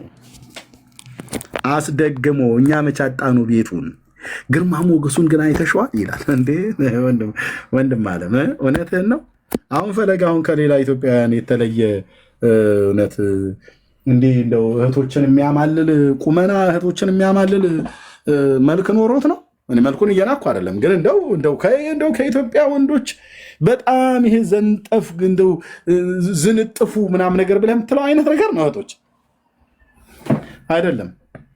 ታዲያ መተት ማለት ነው። እንዴት ላሳይሃ? እዚህ ቤት ተመቶ ባዶ እጅ አይኬድም፣ ያለ መረጃ አይወራም። መተቱን ላሳይሃ፣ ሲያገኙት እንዴት እንደሚሆኑለት ሲያዩ እንዴት እንደሚሆኑለት ማለት ነው። ይልኝማ ይሄ ባህታዊ የቀበሮ ባህታዊ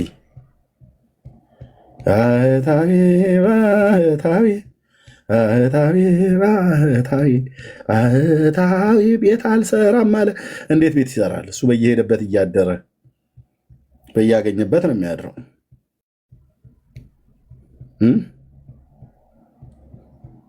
ባህታዊ ቤት አልሰራም አለ። ለምን አይሰራም? የተሰራበት ቤት ያድራል። የተሰራበት ቤት ይታደራል። አንተ ትሰራለህ፣ ቤት መጥተው ያድራሉ። አንድ ድርሽ አላሰኝም። እኔ ጋር ድርሽ ያው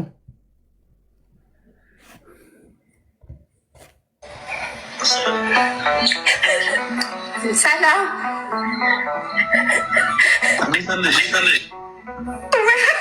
ደህና ነህ? ሁሉ ሰላም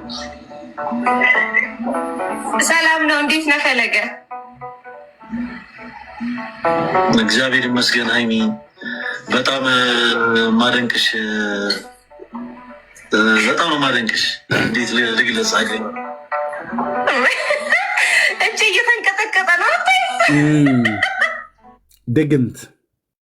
ድግምት እናቃታለን። በደንብ ነው የምናቀው። እንኳን እችልና ያለ ሰፈሯ የመጣች ዝንብ እናውቃለን ይላል የሀገሬ ገበሬ። እንኳን ዝም ብሎ ተነስቶ ማለት ነው። በደንብ ነው የምናውቀው። እጅሽ ተንቀጠቀጠ። ለምን? ጳጳሱን እንኳን ብታይ እንደዚህ አትንቀጠቀጥም። ዋይ እያት እንዴት እንደምታ እጄ እየተንቀጠቀጠ ነው አለች። ምንድን ነው? ድግምት። ይሄ ድግምታም የዛን ቀን ዲቤቱ ላይ እኮ የሆነውን አይታችኋል። ኦኬ እሺ፣ ሌላኛው ድግምት መሆኑን ፈለገ ኤርሚያስ ዲቤት ላይ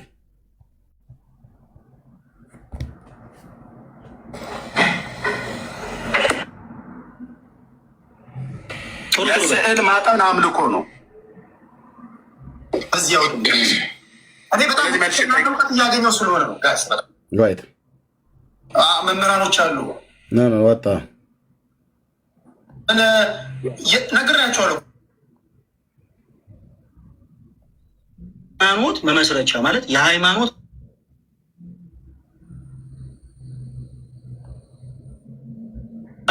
ጨርስ አዳምጠኝ። መልሰህልኛል እኮ ነው። የመጨረሻ ጥያቄ ነው አይደል? ጨርሰሃል። ሁለተኛው ቻፕተር ሄዳለሁ። ወደ አንተ እመጣለሁ። ችግር የለውም። ወደ አንተ ነው የሚመጣው። ጨርሰሃል። የዚህኛው ላይ ግን ሀሳብ እሰጣለሁ ማለት ነው። ምንድን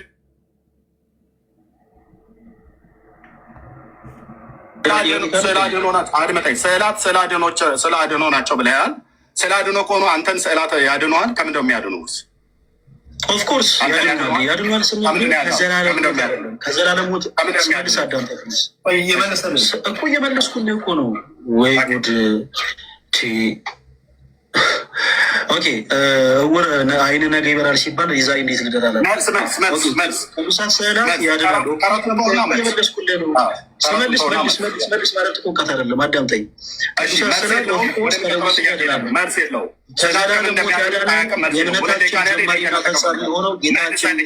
አንተ ውርውርን ብለህ ቅዱሳት ስዕላት ከደዌ ስጋ ያድናል። እንዴት ከፈለግ አሁን መጽሐፍ ማስረጃ ወጥቼ አሳያለሁ።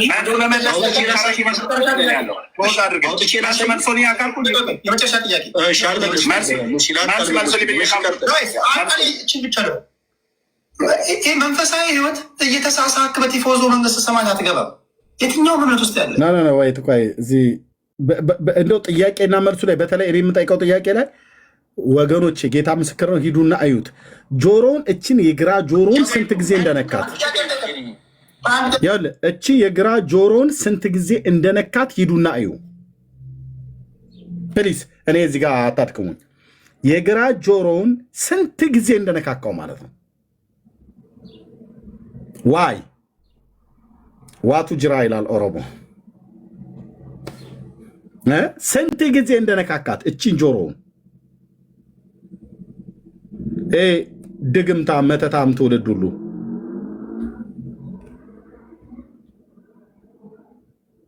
አስመትተ መተ ጴንጤ ፊት ልቆም ነበር አይደል?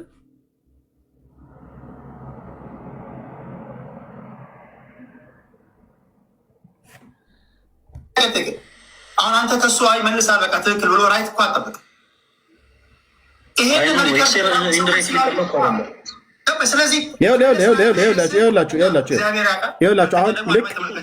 አሁን እንደነካው ደጋግማችሁ ሂዱና እዩት። የግራ ጆሮውን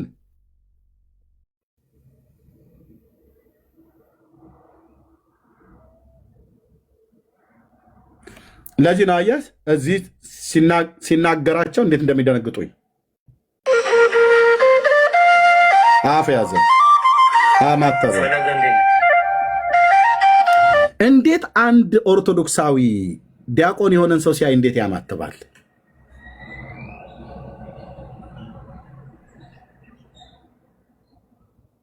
ምክንያቱ ምንድን ነው? እየተሳለመው ነው? በረከቱ እንዲያድርበት ነው? ይሄ እይታ የምን አስተያየት ነው?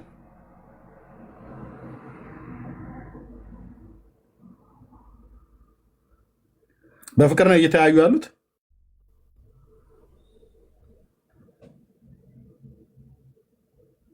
ለምን አማተበ ልጁ? ለምን አፉን ያዘ ልጁ? ለምን ፀጉሩን አከከ? ሶስት ድርጊት ነው ያደረገው። አፉን ያዘ፣ አማተበ፣ ጭንቅላቱን አከከ። እዩት።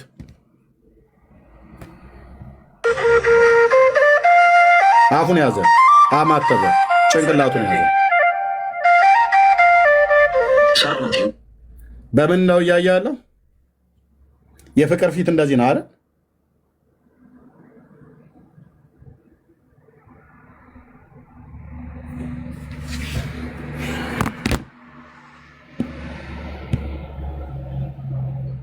እነዚህ ናቸው ካህናት ተብለው የጴንጤ ክህነት ካህነን ብለው ይላሉ እንጂ በእውነት ሐዋርያዊ ቅብብሎሽ የላቸውም ብሎ ይላል። አታስቀኝ፣ እኔን አታስቀኝ። ሌላው ጴንጤ እንኳን ምንም እንትን ላይልህ ይችላል። እኔን ግን አታስቀኝ። ላላወቀሽ ታጥበሽ ታጠኝ ይላል የሀገሬ ገበሬ።